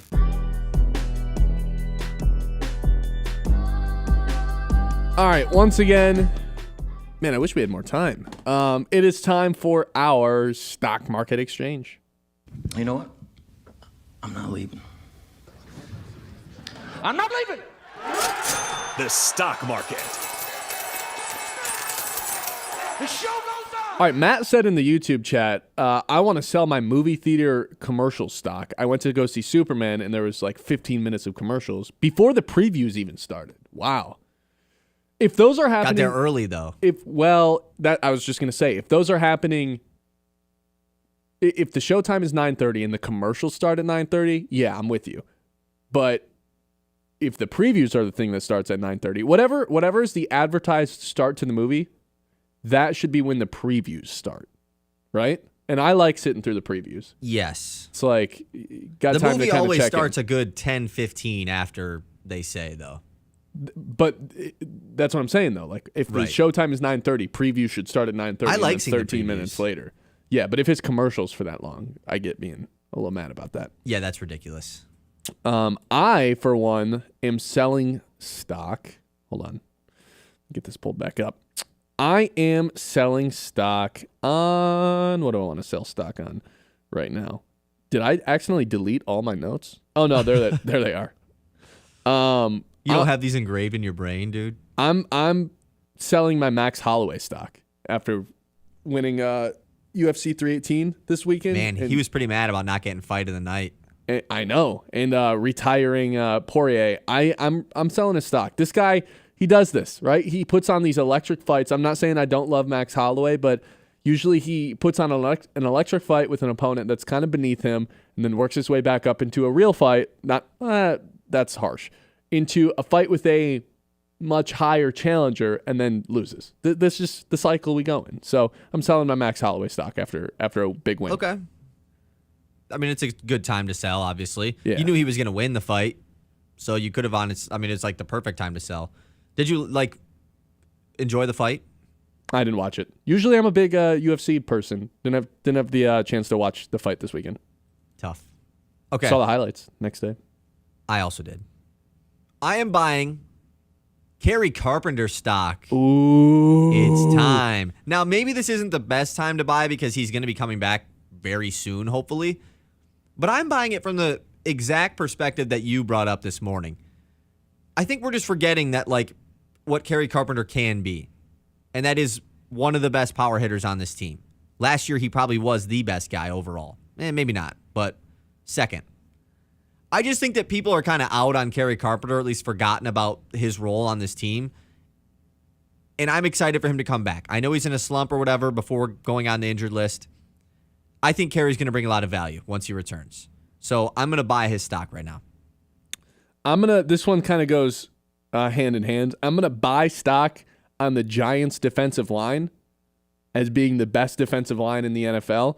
And I'm going to sell stock on asking your Giants friend over text message, true or false, the Giants have the best defensive line in football by the end of the season, and then them waiting 24 hours to respond with one word that just says, hopefully.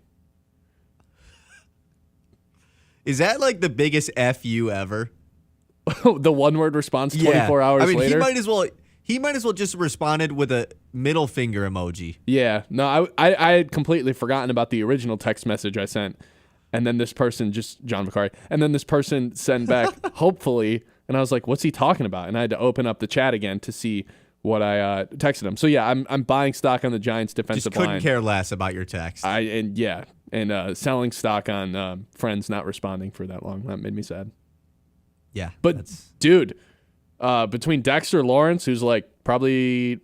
Sexy Dexy. Him and Chris Jones, two best interior guys in the league. And let's just face it, one's trending up, one's trending... not up, maybe not down, but not up anymore.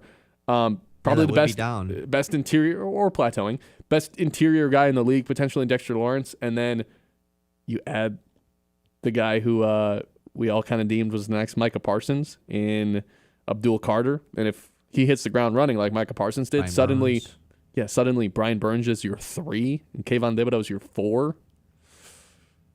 Kind of nasty. Just saying. Yeah, it's pretty good. I haven't thought about that. Toughest schedule in the NFL. Yeah. I'm selling my 49ers stock. I'd like to pick a team, NFL team every week for this, whether it's buy or sell. So at some point, it's going to be too much, and I'm going to have to stop doing it. No. But I was listening to a podcast, and they were essentially talking about how the 49ers are kind of a write-in to retake over the NFC West. Not on this show. Easy schedule. It's kind of wide open, right? The Cardinals, what are they? The Seahawks, what are they? The Rams will probably be good. Were you listening to Colin Cowherd? No, I was not. Oh. I'm out on the 49ers, man. There's too much going on there for them to just be like, yeah, they'll be fine this year. Like, they'll be back. Like, it wouldn't shock me. But I'm not just writing them in to be a playoff team to win the NFC West. I think the Rams are a better team, which obviously when we went over the lineups, they were a better team. And I don't know if they're good enough to be a wild card team. So I'm selling my 49ers stock. NFC's open for sure, but I'm not picking the 49ers, that's for sure. I like that. I'm buying my Jameson Williams Instagram story stock once again. You see that little kid? Hilarious. Hilarious. If my kid ain't doing that by 5 years old, I have failed as a father. I think your partner would say you failed as a father if they are doing that yes, at 5 years old. Agree. If you're wondering, I don't even know if I want to describe it, but just go to the Jameson. He was doing that celebration that J-Mo did earlier this year. Yeah. And it's like a 7-year-old kid probably. I'd be shocked if it was a 7-year-old kid on. It was like, it's the age where a really little kid. They're like struggling to keep their head up straight because the helmet weighs so the much. helmet's way too and he big. gets into the end zone and just starts, hey. Really good stuff. You got another one? That's hilarious. That's a good one. I tried to get more specific with mine this week. Selling Mother Nature stock once again. Wow. Did this a couple weeks ago. Look, was in Dayton doing the Moon Series this weekend. Screw her. Delayed game on Saturday. It was raining Friday leading up to the game, and then canceled on Sunday. Just rain, thunderstorms, crappy weather all weekend. Screw you, Mother Nature. That is what I'm selling. Last thing, unless anybody wants to text in something else, I am selling my stock on those who say, hey, we should all go golfing. There's a good online discounted rate. And then proceed to go, I actually don't want to go golfing. And then that's the last we hear from that person. I'm out on... Sounds uber specific. Yeah, no, it is. It is. It's because it's already happened today. Wonder if hopefully that person's listening. I hope so too. You know who you are. 989 837-6125. Buying stock on Con Knipple, Michael Prevey said in the chat. Dark horse to win Rookie of the Year in the NBA. Summer League MVP. Guy plays like an old school NBA player. I think he just plays like the glorified role player, like the Andre Iguodala 2015, just like the perfect connecting piece to everyone. I love that type of player. Love Spoiling some of my news segment coming up, Michael. Ooh. You got that stuff about the Commanders in the news today? I don't know if we can call them the Commanders much longer. Go to break. All right, we're gonna talk Tigers with Chris Castellani in the 11 o'clock hour. We'll start things out in a couple minutes here. It's the Ben Bosscher Show, live on 100.9 The Mitt. The Ben Bosscher Show, built by Bresky Siding and Building Repair on 100.9 The Mitt. Hi, this is Jim Mahoney with Link Technologies. If you are a business or a nonprofit organization wondering how to navigate today's technologies landscape, let Link Technologies' talented staff work with you to develop a technology plan custom to your specific needs. We bring 27 years of experience helping businesses and nonprofit organizations just like yours achieve their technology goals. Contact us today and see how the right balance between cloud and on-premise resources can best work for you. Now, wait a second, Sharon. So the Midland Area Community Foundation runs the Midland Area Santa House? You bet we do. And Midland Area River Days? Absolutely. Plus scholarships for students and grants for local nonprofits? That's like hitting the cycle and impacting our community. Anyone can step up to the plate and help build community capital for as little as $5. $5? That's the cost of a snack at the ballpark. How do I get in the game? Just visit midlandfoundation.org and make a gift to our community investment fund. Every dollar makes a difference. Join the team. Give today at midlandfoundation.org. Get ready, Michigan. Field of Frames Fest presented by Dow is taking over Dow Diamond September 26th through 28th. It's the ultimate celebration of gaming, esports, and community, bringing together fans, families, players, and industry pros for a 3-day festival like no other. Watch elite teams battle in high-stakes competition. The Valorant Collegiate Invitational and Rocket League Semi-Pro Showdown, each with $10,000 prize pools. A $5,000 Super Smash Bros. Open Tournament. And a 17U Fortnite Youth Tournament with $1,000 up for grabs. There's live music, entertainment, and activities for all ages, plus educational panels and hands-on workshops for those interested in tech, business, and gaming industries. Tickets start at just $25, and kids 10 and under get in free. Don't miss your chance to be part of a landmark event. Visit fieldofFramesFest.com to grab your tickets today. Field of Frames. Experience the element of gaming. All fans on deck. It's Pontooners Weekend with the Great Lakes Loons. July 24th through 27th, presented by Sugar Springs Marine. Kick things off with our koozie giveaway and beer run on Thursday, with Yacht Rock on Friday. Saturday brings a bucket hat giveaway and a fireworks loontacular presented by Farm Bureau Insurance. The weekend wraps up with Super Splash Sunday and Meet the Team Day. For tickets, visit loons.com. We're in your town, your school, your huddle. 100.9 The Mitt is here for sports fans in the Great Lakes Bay region. From the hardwoods of Saginaw to Midland's Friday Night Lights. From the streets of Bay City to Freeland, Frankenmuth, and Hemlock. We roll through Beaverton, Auburn, Pinconning, Essexville, and Shepherd. All the way to Gladwin, Birch Run, Coleman, and Bridgeport. This is your sports station. High school, college, NFL, the Loons. It's all right here. 100.9 The Mitt, Mid-Michigan sports leader. From the Blazy Electric Studios, this is Sports Radio 100.9 The Mitt, WLUN, Pinconning, Bay City, Saginaw, Midland.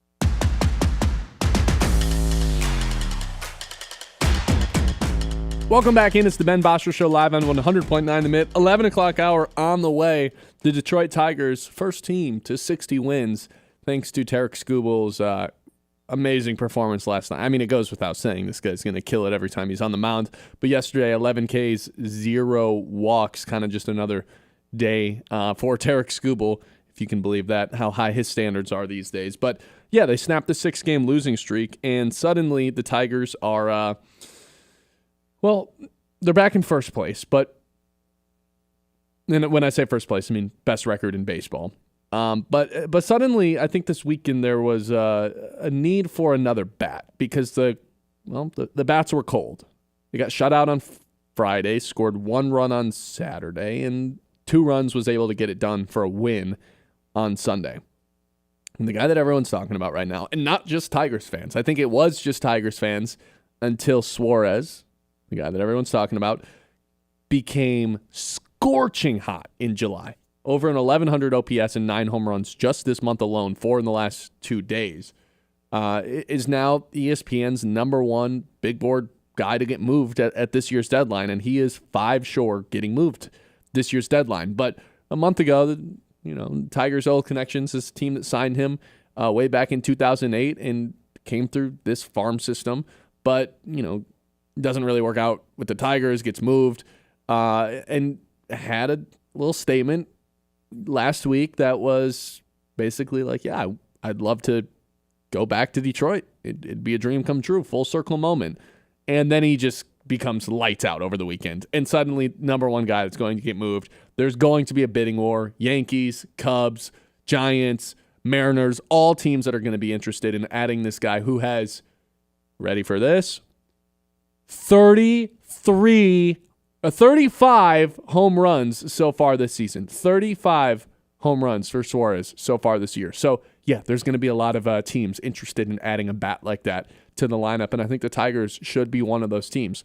I know A.J. Hinch loves the versatility, the malleability of every single one of his roster spots, the 13 of them for the bats, and having an everyday third baseman might take away from some of that malleability, but you still have the Zach McKinstry, Javi Baez options at shortstop. You can put either of those guys in the outfield if need be as well. If Suarez is going to be your everyday third baseman, and Keith is going to be able to mix his way in as well, along with Javi and Suarez would DH a lot of days too. Right, and Javi and then McKinstry would be able to play third base as well. It's not like he's there every single day because he's not a great third baseman defensively at the end of the day. But hey, with 33 home runs, you'll live with that because this is the best guy that's going to get moved at the deadline that plays this side of the ball. And the Tigers not only have a chance to add him and add to the talent on this roster, but they can prevent the Mariners and the Yankees, 2 other American League teams interested in him, from landing a guy like that and closing the gap between the Tigers and everyone else. Because here's what I think I've learned over the last week, the 4 games before the All-Star break and the series this weekend, the last 7 games, is this team is very flawed. Maybe not very flawed, but they are flawed. Relief pitching still the biggest need for the team. Another starter wouldn't be the worst thing to trade for. And, with Carpenter out of the lineup, the bottom of this lineup, with Vierling and Meadows and Trey Sweeney, when you have 2 or 3 of those guys in the lineup, it's just not very ideal right now. And look, with Vierling, he's a nice veteran bat. The numbers are way down this year. At the end of the day, isn't this a guy that should be a bench player, reserve player, or maybe not even on your roster at all if you're a team that's looking to win the World Series? Because remember when the Tigers traded not Juan Soto, that'd be crazy, traded Gregory Soto to the Phillies, and they're chasing a World Series in the moment, wanted a closer, and who were they willing to part ways with? It was, in fact, Matt Vierling. And now I think maybe Matt Vierling has not overstayed his welcome, but maybe the Tigers have just outgrown a Matt Vierling. I like the position versatility. I like the veteran status that he has, but it's a career 700 OPS, and this season it's like a 520 OPS. Very limited in at like bats. 20 games. I know. Yeah. Very limited at bats, but a career 700 OPS is like, it's a spot that you can upgrade. I guess that's where I'll leave it with Carpenter and coming back and Suarez potentially being on this team. But hey, you got to be able to land Suarez first. Kyle made the point that maybe it doesn't happen at all, and Tigers fans are being a little bit too optimistic about this. I think there's some Tigers fans out there that think they don't even need Suarez because McKinstry's here and Baez is here, and those are 2 all-stars, so why would you add And the Tigers themselves might feel that way too. What'd you say? I said the Tigers themselves might feel that way too.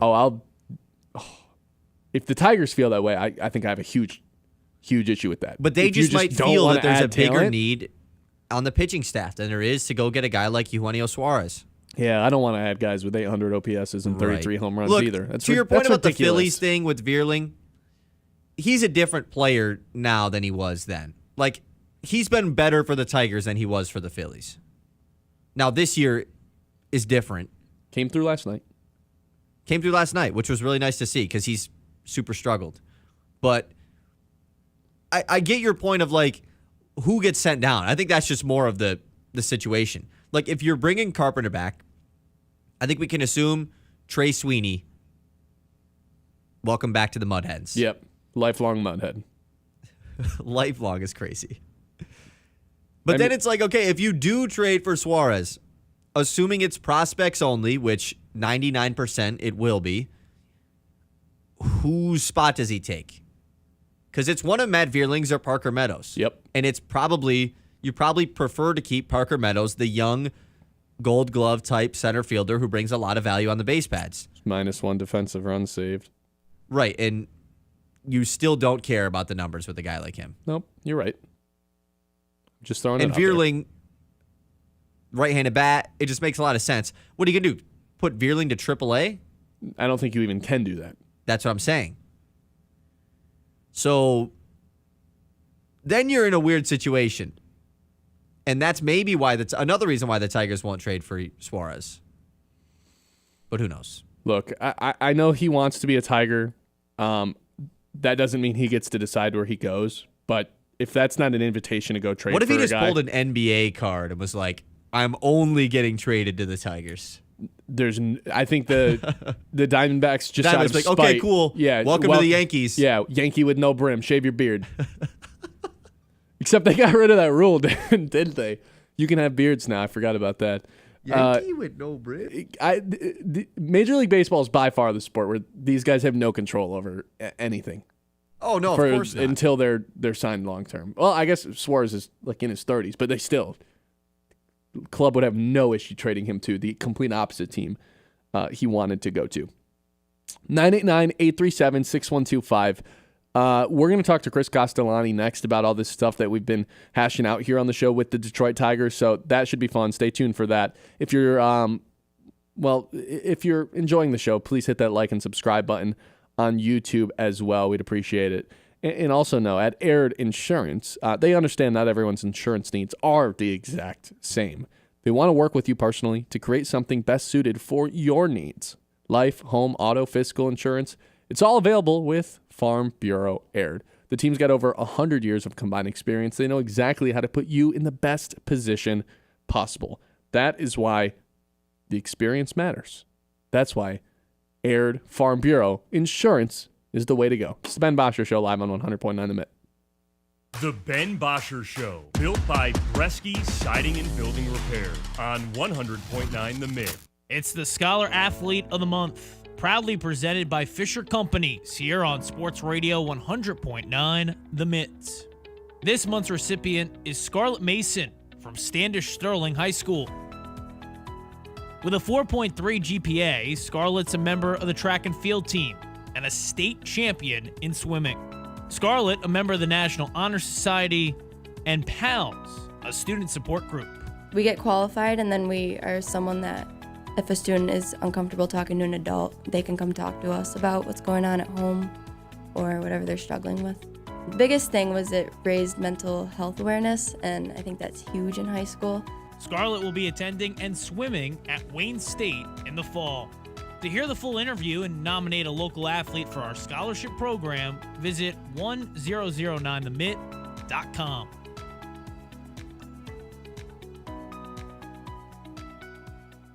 Great Lakes return from the All-Star break this weekend, going undefeated.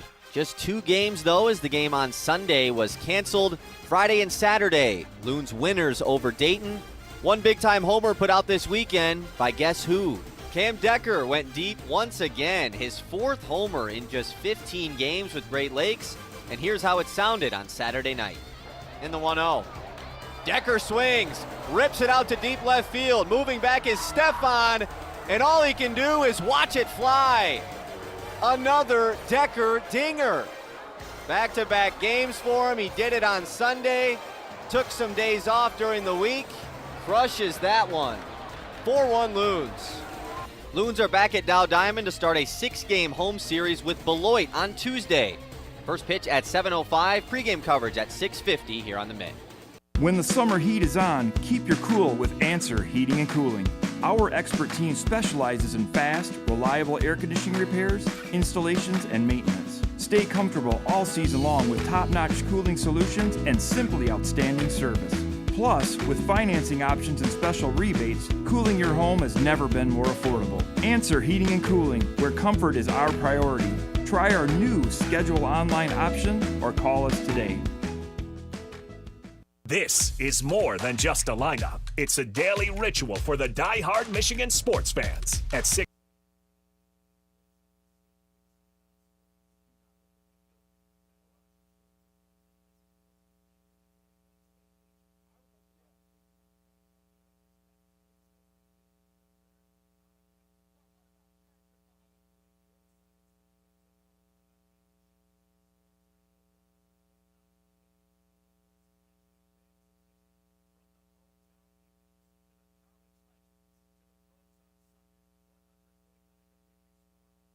The wall play-by-play coverage. High school football, basketball, and hockey. Region champions for the first time in school history. Michigan State football and basketball. Touchdown, MSU! The NFL, Thursday, Sunday, and Monday night primetime games. And don't think we forgot about your hometown team, the Great Lakes Loons. That ball's over and out of here. 100.9 The Mitt. If you served, we want you to get the health care and benefits you earned. We want you to come to VA. There's never been a better time to apply. Under a new law called the PACT Act, we've expanded VA care and benefits to millions of people who served and their survivors. No matter where you served or how long you served, check out va.gov/PACT to learn more about what VA can do for you and your family. Come to VA. Health concerns in high school sports go beyond physical injuries. The mental well-being of our young people is a hotter topic than ever before. The Michigan High School Athletic Association website has resources to help adults and students recognize potential problems and deal with them in a positive way. You can learn more about these mental health resources on the Health and Safety page of the MHSAA website. A message from the MHSAA promoting the value and values of educational athletics. The Ben Bosscher Show, built by Bresky Siding and Building Repair on 100.9 The Mitt.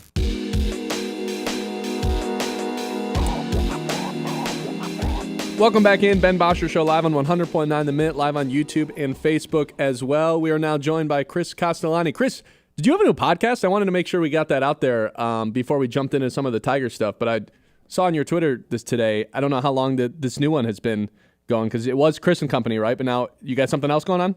Yeah, so I do too. I appreciate you bringing that up. So Chris and Company is the weekly interview show. I'll say this is the weekly Detroit sports recap show that we do. So we usually try to get it up early on Monday morning. So maybe it gets a little bit buried sometimes, but we had an episode up just today following, and shout out to my producer, Austin Sisler, who had to have a kind of a long night last night after the Tigers played a Sunday night game against the Rangers. But yeah, so two podcasts that are going on. In a perfect world, it's Mondays and Wednesdays for those two shows. So yeah. Perfect. You guys heard it there. All right. So let's jump into, a handful of different things. I guess we can start with, you know what? Let's start with the deadline, because now that we're 10 days away from that, I think Tigers fans are pretty frustrated coming back from the break. You get shut out on Friday, you score one run on Saturday, and luckily 2 runs was enough on a Tarik Skubal start to get it done yesterday. But what became apparent was, hey, it maybe isn't the worst thing to add a bat here at the deadline. And what Kyle and I have been talking about for essentially the whole show, what we led with was, hey, this Suarez thing, the price seems to be going up and up every time he steps out there right now. And now all of a sudden, it was a fun little story, like reconnect with the Tigers team that signed him back in 2008. All of a sudden, you're probably in a bidding war to try to get someone who's listed as ESPN's top guy available that's going to get moved at the market. You've got the Yankees and the Mariners in the AL as definitely teams that are also going to be gunning for him. What do you realistically think the chances are that the Tigers are able to outbid the Yankees and Mariners? Because that's where Kyle and I have been a little bit hesitant to be like, we're super confident in the Tigers to go all in. Okay, I actually think the percentage is higher than some people might believe. And the biggest reason for that is not so much the caliber of player, even though Suarez is wonderful. But we've seen this at the deadline before, and it's something that, I repeat every single year, but I think it's very important. Nowadays in Major League Baseball, you trade contracts more so than trade players. And the fact, as good as Suarez has been, 300 career home runs, leads the league in RBIs this year, he's in an expiring deal, meaning that you're not just trading him for the second half of the season, you're basically trading him for about 60, 50-something games, right? Which is obviously an important stretch. But the fact that there's only less than half a season of team control, the untouchables, I would say, in the Tigers system, which is Clark, McGonigal, Briseño, you're not going to need to give those guys up. A team might ask for it, but you're not giving up those pieces for half a year of a really good hitter in Eugenio Suarez. I think this is actually where Detroit has something of an advantage, which is over the last few years, what Scott Harris has done a really good job of, kind of in the shadows, because we pay attention to the big league product, is the fact that there's depth in the organization now. And it's not just major league depth, it's depth down in the minor leagues. And it's something that they were really lacking during a heavy majority of the Avila era. So what the people have said about the Tigers for the last calendar year plus is, they've credited their farm system and they've credited their player development. And even though, you look at a bidding war between the Yankees and Tigers and you think the Yankees win that every time, in this particular case, not necessarily, because Arizona's going to go to where the talent is, and Detroit has enough talent and depth in their system where they could give up some key pieces and still feel pretty good, not just about where they're at in the present, but pretty good about where they're at in the future. So I'm not saying it's going to happen or it's a guarantee that it's going to happen, but I do think the chances are like they're on par and have every ability to kind of spar with the Yankees here or whoever's going to get Suarez at this point. I agree with you with the total depth.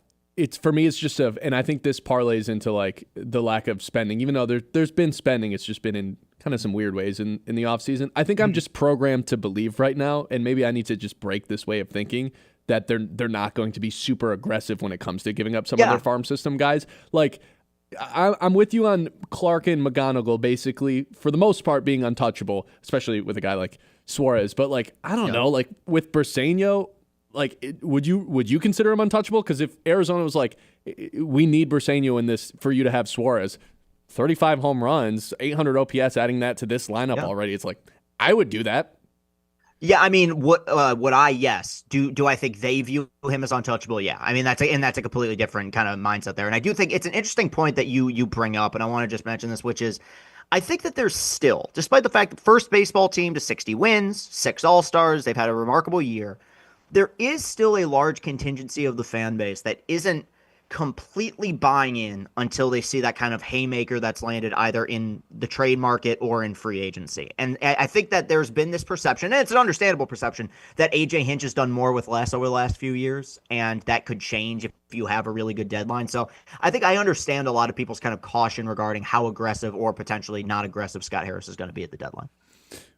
You brought up AJ Hinch. I always joke around that he's got like this supercomputer brain. Yeah. Sees 2 steps ahead of every other manager. But yesterday takes Tarik Skubal out of the game in a pretty critical situation. And I don't know if he regrets it or not, but it didn't seem like the right decision, knowing Holton comes in and just instantly spikes one into the plate. Wild pitch ends up scoring a run, and you're like, oh my God. And the Tigers don't even have the lead at that point anymore. Right. What was your reaction when he took Skubal out of the game? Because I know he was at like career high in pitches at 105, but I was like, you just like let him finish this inning at least. He needed one more out, and I was kind of upset with AJ Hinch, as hard as that is to be. I wanted him to finish it too. Yeah. And it's one of those things, and this is where AJ is a smarter, like more level-headed man than I'll ever be, because when I watch these games in the moment, there's certain emotions that you feel just as a sports fan, and that a manager can't necessarily feel. You do have to kind of look at things in a more logical way. The way that I was viewing it, though, is like, Skubal, that really was just a Herculean effort last night from Tarik to not just put together the innings that he did, the strikeouts that he had, but they needed that. They'd lost 6 in a row. That's a classic, hey, we're putting the ball in the hands of your ace and you go get it. And I just felt like, man, I feel every bit as comfortable or more comfortable rolling with Tarik here at 100+ pitches than I am anybody in this bullpen sans Will Vest at this point. But it's one of those things where it's why I like posting the videos when I do, because 24 hours later, my opinion has a tendency to change, or I'll be much less emotional about it. I hated it in the moment. I'll be real with you. And part of it is just I love Skubal, and I felt like that was really kind of a moment for him, stranding those runners potentially and give him the opportunity to finish. Ultimately, I mean, it was one bad pitch by Holton. He actually came in and did a very effective job last night, sans that wild pitch. But no, I'm with you. At the same time, I don't think it's a move. I think it's a move that a lot of managers in the modern day make. I don't think that it's something that's necessarily out of the ordinary. I think that he felt like he was kind of running on fumes to begin with. Holton over the last few weeks had been really good, but yeah, just from an emotional standpoint, and based on just the eye test and what we've seen with Tarik over the last several years, regardless of where the pitch count's at, you kind of always feel better about him being in the game than anybody else in the pen. So I wasn't crazy about it, but it ended up working out in the end. Well, Chris, me and Ben have been talking about how this is different territory for the Tigers because it's the first year that they're buying in nearly a decade at the deadline, and they're going to be buyers. So we discussed the biggest need, and that Seattle series, obviously, the pitching was clearly exposed, and it's like, okay, they need to go get bullpen guys. And then in this Texas series, the bats don't come to play. So where are you at with the biggest need for the Tigers as far as what is most important to them in a postseason series, what they need to acquire now? Yeah, I mean, it's two things, and I think in terms of the offensive struggles, and I am going to get back to that, I do have to preface that by saying Texas does have the best pitching staff in baseball. So it's not like, it's not like this was Baltimore coming into Detroit and shutting them down. This was a really good staff that has shut a lot of teams down. They've just struggled offensively. Maybe a series against Texas isn't the best indicator, but in terms of what they need, look, I think last night was a prime example of all the things this team has and all the things this team doesn't have, which is you got an amazing performance by Tarik, and more often than not, you're pretty solid with the starting pitching, right? Whether it's him or Reese or Mize or even Flaherty, who started to look a little bit better. And in the back end, you have Will Vest, who is in a postseason series, can go 6 outs at a time if you need him to. It's that middle to late relief, that setup relief that just scares the heck out of you. And it's not to say that every one of these guys is bad. When I hear people say, oh, it's a bad bullpen, it's a lesser bullpen compared to some of the other units on the team. But Hanafy's not bad, Herter's not bad. It's just, and we've seen it here. We've seen it here a million times. There is a difference between those guys who can get those slop nothing innings in July and the guys that can do it against the really good lineups in late September and into October. And I just don't really think they have those guys right now. I think that for a good part of the season, you had a legitimate 1-2 punch in Kahnle and Vest. Kahnle's completely fallen off the rails. Holton, like I said, has been better, but I also think the idea of just Holton pitching, hey, we just need you to be a setup guy, that's not really his role. He's more of that kind of Swiss Army knife where you can put a middle relief, late relief, you can pitch him multiple innings. So obviously, look, middle relief and late relief is what they need. It's swing and miss bullpen help. It's something that we've been clamoring for several years. Offensively, I think is where it becomes a little bit tricky because for so long, we've kind of had this waiting period with certain players on the team who've been coming back from injury. Like Wenzel came back from the IL, looked quite good. We've been waiting for Meadows. We've been waiting for Vierling. But now you're at a point in the season where if they don't have it now, they might just not have it. And because of that, you can't look at the bottom of this order and be like, oh, well, they're going to figure it out. They're going to turn around, meaning that I think offensively there's some addition that needs to be made, especially just against left-handed pitching. I mean, this team did a great job. They had one of the best signings of the offseason, going out and getting Gleyber Torres, who has solidified them against everybody, but especially against left-handed pitching. The guy's been great. I mean, even last night with an offense that struggled, he got on base 4 times. I think you need another addition like that because this team still lacks quality at-bats against left-handed pitching. It's just this bizarre thing for whatever reason outside of torque. A heavy majority of our good young hitters are all left-handers, and this goes into the farm system as well with Clark and McGonigal and Persane. Like they're all lefties. Just draft pick too. What's that? And their recent draft pick too. Right, Lefties. yeah, I don't know if that's intentional or just a coincidence, but the way they're standing right now, it's like you kind of need a little bit more against left-handed pitching, and so those are the two needs at this point. So let's play a hypothetical out. Let's say they do go get Suarez here at the deadline, and Kerry Carpenter gets off of IL. You look around the roster, and I think Sweeney's probably the first guy to get sent back down to AAA. But then I think it comes down to a decision that I don't know if Tigers fans are necessarily prepared for yet, of either Vierling like being in some sort of trade with Suarez or just being DFA'd, or the other option is Parker Meadows ends up getting sent back down to AAA. I think these next 10 games for both of those guys are really important for probably more so Parker Meadows and the trajectory of his career and how we're talking about him. Vierling, I mean, has kind of established his career at this point, but like at the end of the day, Vierling's a 700 OPS guy for his career, and Philly, when they were chasing a World Series, was like, yeah, we can move on from him to go get Soto. So like, I don't know. I look at it and look at the situation like, okay, if the Tigers really want to, upgrade that bottom of the lineup, I'm not going to be totally shocked if Vierling's not on this team, because the other alternative is send Parker Meadows down, which right now I don't think is also like a bad option with how much he's struggling at the plate. So what do you think is more likely there?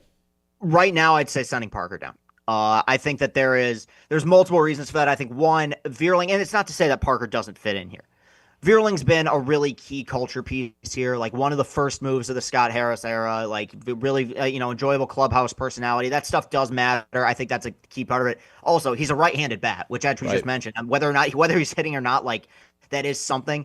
And I'm basing this on a 1-game sample size, have some of his better at-bats last night. But the biggest difference, as good as Parker is in center field, we've seen this going back to the Don Kelly era. We've seen it with McKinstry before he kind of burst on this year. If you're choosing between two players, the manager is always going to go with the one that provides more versatility. And the fact is, with Vierling, you can put him in center, you can put him in the corner outfield spots, you can put him at third base, you can have him play a little bit of infield. That is versatility that AJ loves, and it's versatility that somebody like Parker Meadows doesn't bring. And ultimately, and I've talked about this multiple times over the last few weeks, Parker, when we talk about what he can be, that's all true and the tools are there, but what you can be and what you are two completely different things. And the fact is, what we want him to be, we've seen maybe 20% of the time throughout his major league career up to this point. And in a different universe, you'd give him a little bit more time to kind of figure this out, and you still can if you send him down. But considering you're in a win now mode, this is a guy who missed spring training, missed a good chunk of the season,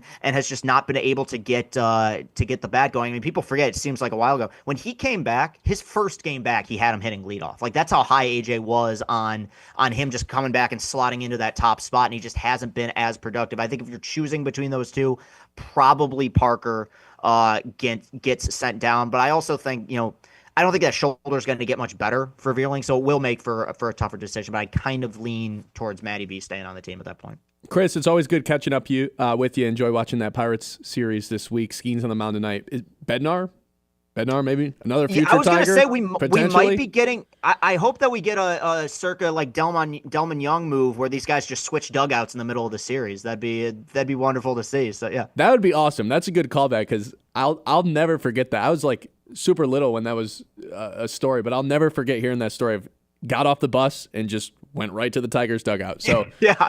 Chris, hopefully. Always good catching up with you, man. Appreciate it. Make sure to keep plugging in everybody to listen to those podcasts you got going on. Yep, appreciate you guys. I'll talk to you soon. All right, see you, Chris. Again, that's Chris Castellani of Chris and Company podcast. In addition to some other stuff too. Always a good follow on the X, the Everything app. This is everything, Kyle. All right, 989-837-6125. We'll hit the news when we come back. It's the Ben Bosscher Show on 100.9 The Mitt. The Ben Bosscher Show, built by Bresky Siding and Building Repair on 100.9 The Mitt.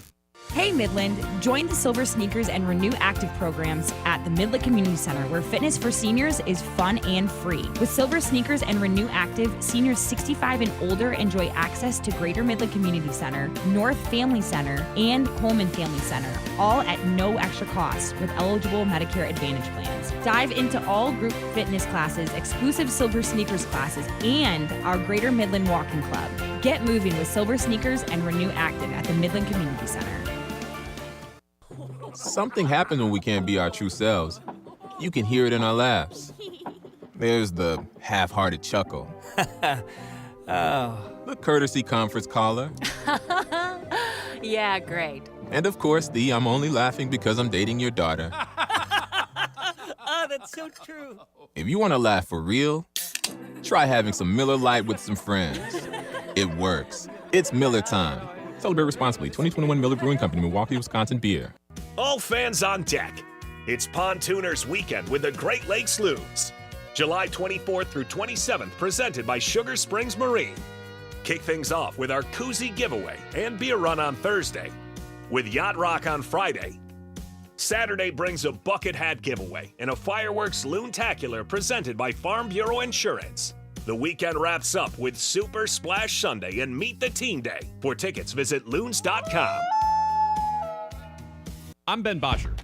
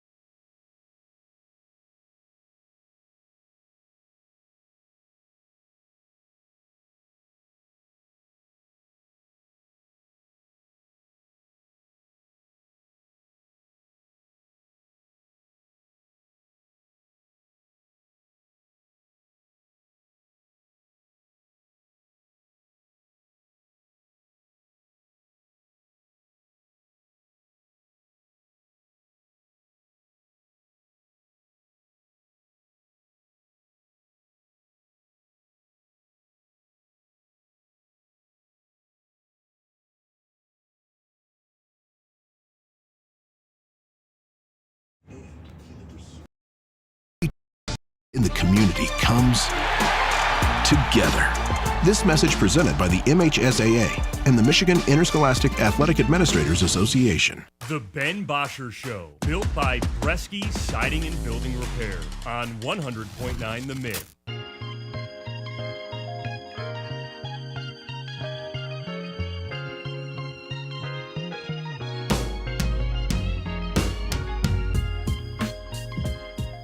(989) 837-6125. Welcome back into the Ben Bosscher Show. Hope your Monday is off to a good start. Let's hit the news. The Mitt's Morning Catch. All right, Kyle. Okay, here we go. Time to get back into the news. We missed a lot of the stuff earlier, so let's go over that stuff now. You had some breaking news, Ben.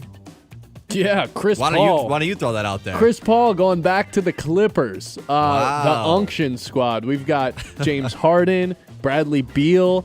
We've got Kawhi Leonard, Chris Paul. Hey, if this was Brook 2000, Brook Lopez, Nick Batum. If this was 2017, oh my God, this would be the overwhelming favorite in the Western Conference.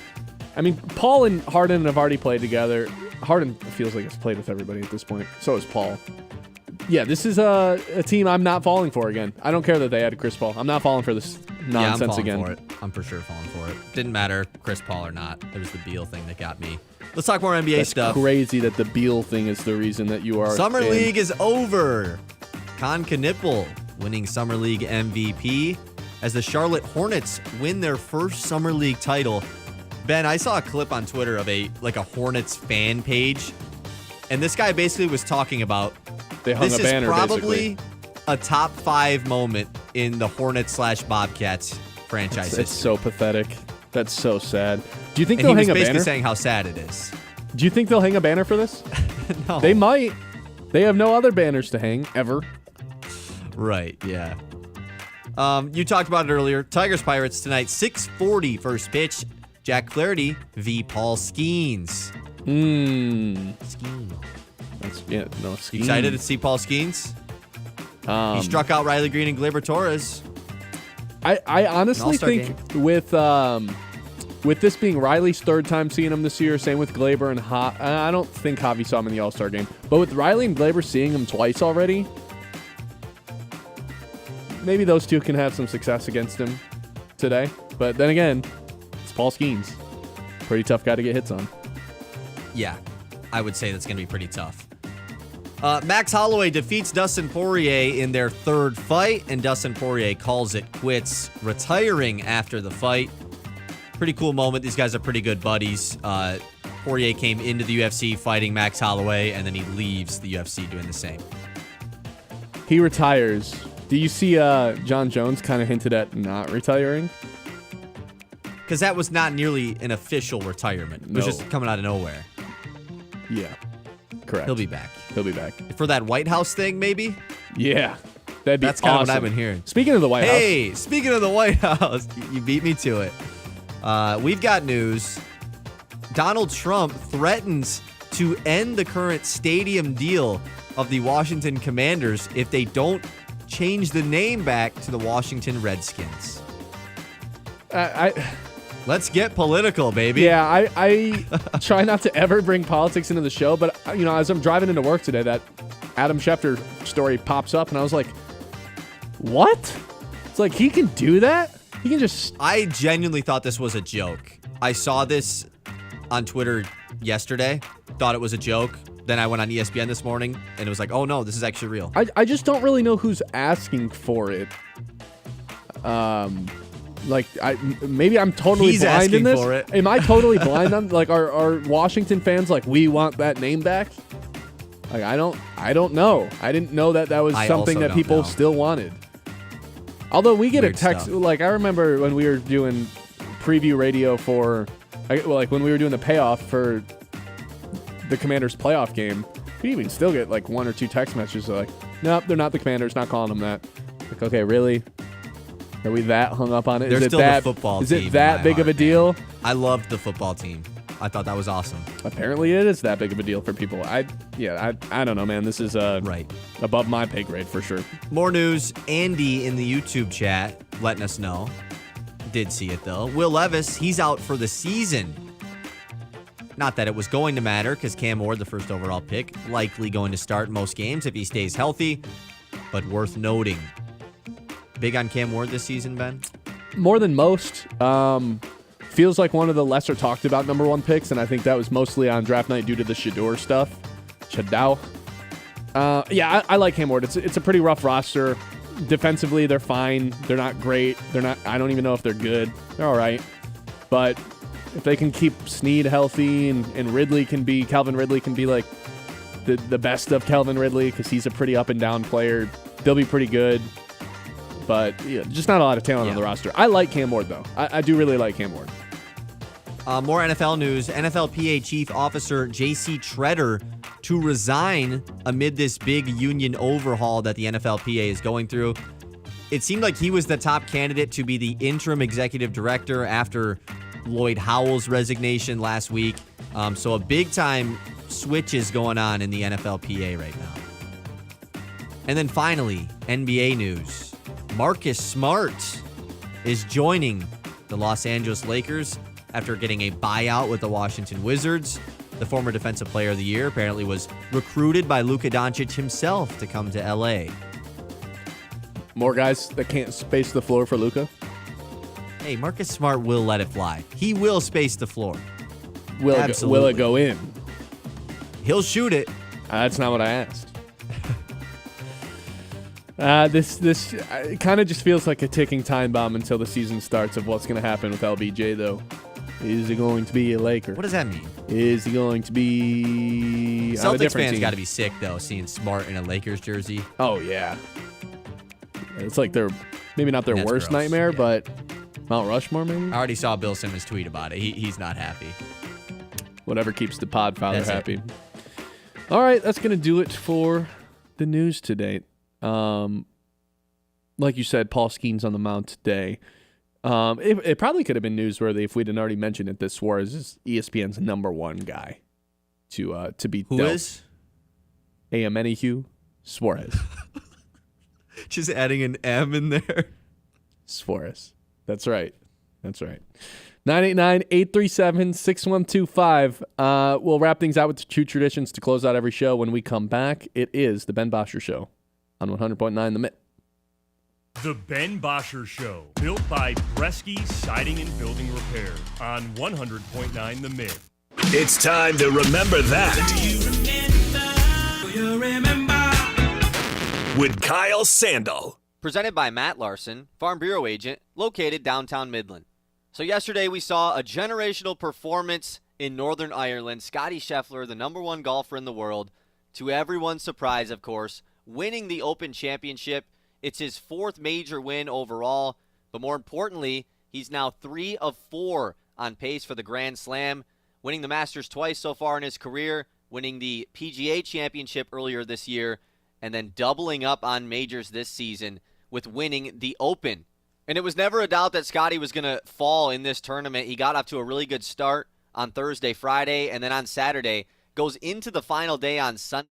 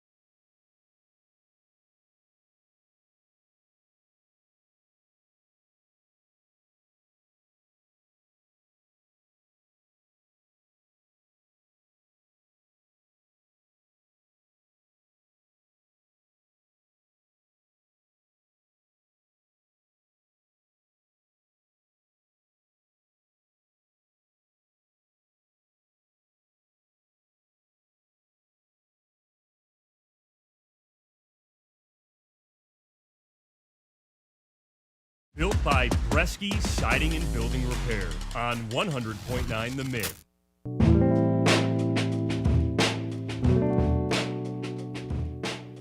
Welcome back in. It's our final segment, which means it's time for our final two traditions to close out the show. We're going to guess Colin's Open here momentarily. Scored another point on that Friday. But the first thing that we have to take care of is our Lock of the Day. Lock of the Day. You better lock it up. No, you lock it up. Lock it up. Lock it up. Lock it up. We lost again on Thursday and Friday. Reese Olson did not get. Could have guessed that. Thanks, Kyle. We did not get 16 outs from Reese Olson. We got 15 exactly. I was upset. Rory didn't win. I feel like I was set up to fail on Thursday. I don't know what I was supposed to do on Thursday. I probably should have just picked Scheffler to win the whole thing. You could have just picked a day one bet too, like picking a plus 700 future when there was no. What do you want me to do then? Just pick like someone to win the day. Pick someone to finish top 5. I would have lost. I would have lost on that because it was a bunch of people I'd never heard of that finished 1 through 5 on Thursday. Scheffler wasn't even top 5 after Thursday. Right, he was like 6th or 7th, but correct. I should have just taken Scheffler to win it at like plus 300. Let's give an update. You can't win them all. Why not? Or any. So currently all-time low. Nearly 11 units down all-time. 10.88 to be precise. Not 11. 9 and 22 and 1 overall record. That's my birthday, actually. That's how bad it is. So yeah, that's where we're at. And you made a pact to the people, Ben. I know. That in 10 days, you will be up above 500. Which means we're going to have to do some every plus, single day at a plus 100 rate. Yeah, or just hit one big one, you know? Like someone hit a bomb tonight. That'd go pretty crazy. Perfect game. Well, there actually was some consideration to take a player to hit a home run tonight to really try to get us back into it. And I ended up being a little bit more conservative only because the odds for them to get 2 total bases in tonight's Tigers game was actually pretty good. You've got a righty in the mound in Jack Flaherty. You've got a lefty bat in this Pirates lineup with power. And that would be O'Neal Cruz. O'Neal Cruz to record 2 total bases is plus 130 against Jack Flaherty, who, was notoriously known for attacking the zone, has kind of lost a little bit of a command here this season. But I like O'Neal Cruz to do some damage to Jack Flaherty tonight. Jack Flaherty known for kind of giving up the long ball. Struggled with that a good amount this season, but I didn't want to go plus 400 with O'Neal Cruz. He's definitely just going to hit one tonight now that I've brought this up and not doing it. I'll go a little bit more conservative, though, because even if he does hit a home run, we win our 2 total bases bet at plus 130. So this is my attempt to start climbing back into it. I just want football season to be here. I feel like I'll do much better on Monday and Thursday nights when that's going on. Yeah. I'm obviously fading this. Yep, thank you.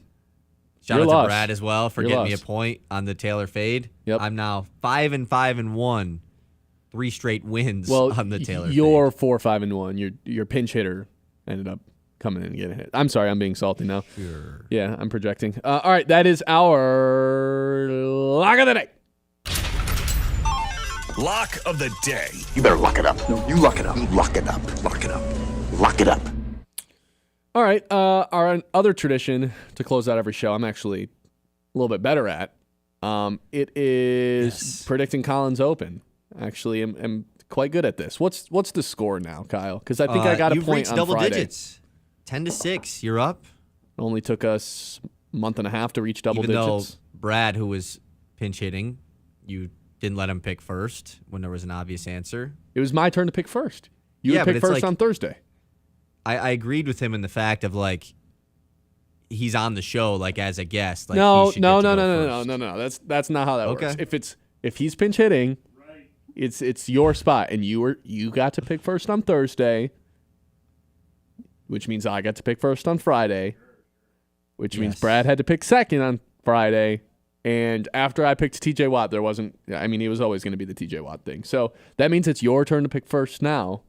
So go ahead, Kyle, whenever you're ready. It is. I didn't really I think prepare there's for this actually one a today. decent chance he could lead with golf today with Scotty stuff. I'm not going to pick it, but I do think there is a real chance because I'm pretty sure he led with JJ Spawn, right? After the U.S. Open? He might have, yeah. I could be incorrect. Training camp's back in session, though. But Marcus Smart signed with the Lakers, so he's going back to the Lakers. Really? Just Lakers stuff. You know, that's where I'm at. I think you lost today. Really? I think I'm going to get a point. You think he leads with Con Knipple? No. I think he leads with basketball. You think it's the other LA team? No. Okay. I think it's this WNBA stuff. Ooh, Colin's that's at the good. front of everything the All-Star Game stuff? WNBA. Yeah, Colin's at the front of That's all pretty this good. stuff. The players want more money, right? Give us the money that we've earned, we've deserved. I think Colin has been at the forefront of basically every single WNBA not every WNBA take, but like the forward-thinking stuff. Colin's been on top of. So I think he leans more into the WNBA big picture. Do these players? How do we pay these players the money that they deserve while not letting the league go under? Does that make sense? So all right, I'm taking WNBA. Yeah, that's a pretty good pick. I didn't really think about that. I know. Did you tune into the All-Star game this weekend? No, I didn't. Big WNBA fan though. I named every team. I think that counts for something, right? No, I was watching the Tigers for the most part this weekend. So I didn't get to. I think that what was the All-Star game Saturday night? Tigers were on Saturday night, so priorities.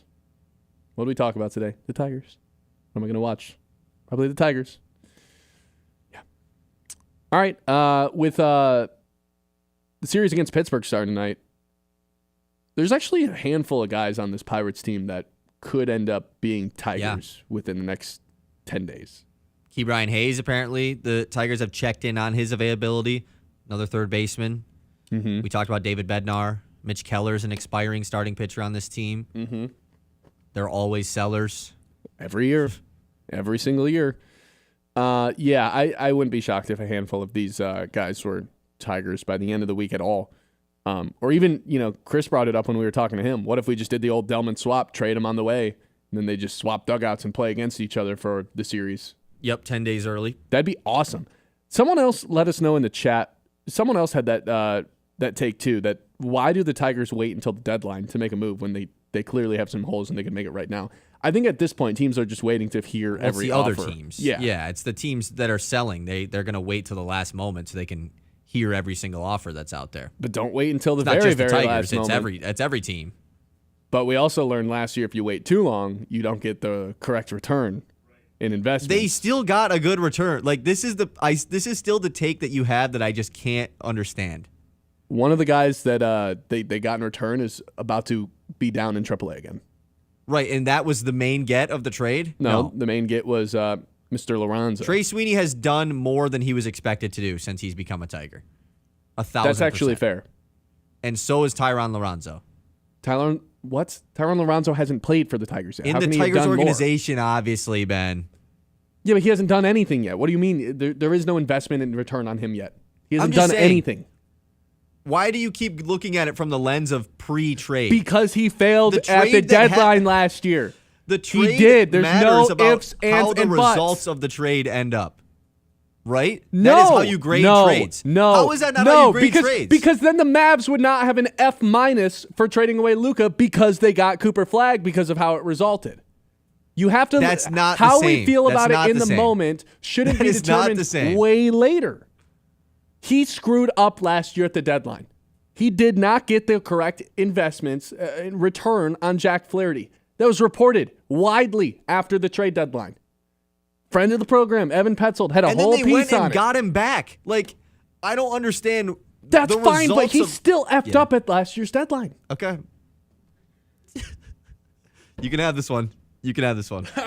I'm not letting this one go, so thanks. Appreciate it. All right, we'll be back on, tomorrow. Tomorrow's Tuesday. there'll be more training camp updates, I'm sure. We had another practice today. Already saw some clips of Jameson Williams having a hell of an outing. So that'll be tomorrow. And obviously, we'll recap the Paul Skeens outing against the Tigers tomorrow. Yeah, that's right. Against the Tigers as well. I don't think I ever actually bought my David Montgomery stock that I meant to do like 3 times throughout today's show. But yeah, kind of being slept on right now as a key contributor of this offense. All right, that's going to do it for us today. Again, we'll be back on. Thanks, Kyle. Thanks, man. Thanks for the ad libs over there every time I pause too from Brad. Those are all great. All right, so we'll be back tomorrow, as I've stated now for the third time. So maybe gonna go play some golf after this, Ben? I really hope so. Hopefully we can get some rounds in. I'd like to get one round in, get back to the green. To close out today, that'd be really nice before the Loons are back in town. Tuesday, Wednesday, Thursday, Friday, Saturday, Sunday. So hope to see you guys at Dow Diamond the rest of this week. All hell is breaking loose here in the Blaze Electric Studio. Ben Bosscher Show live on 100.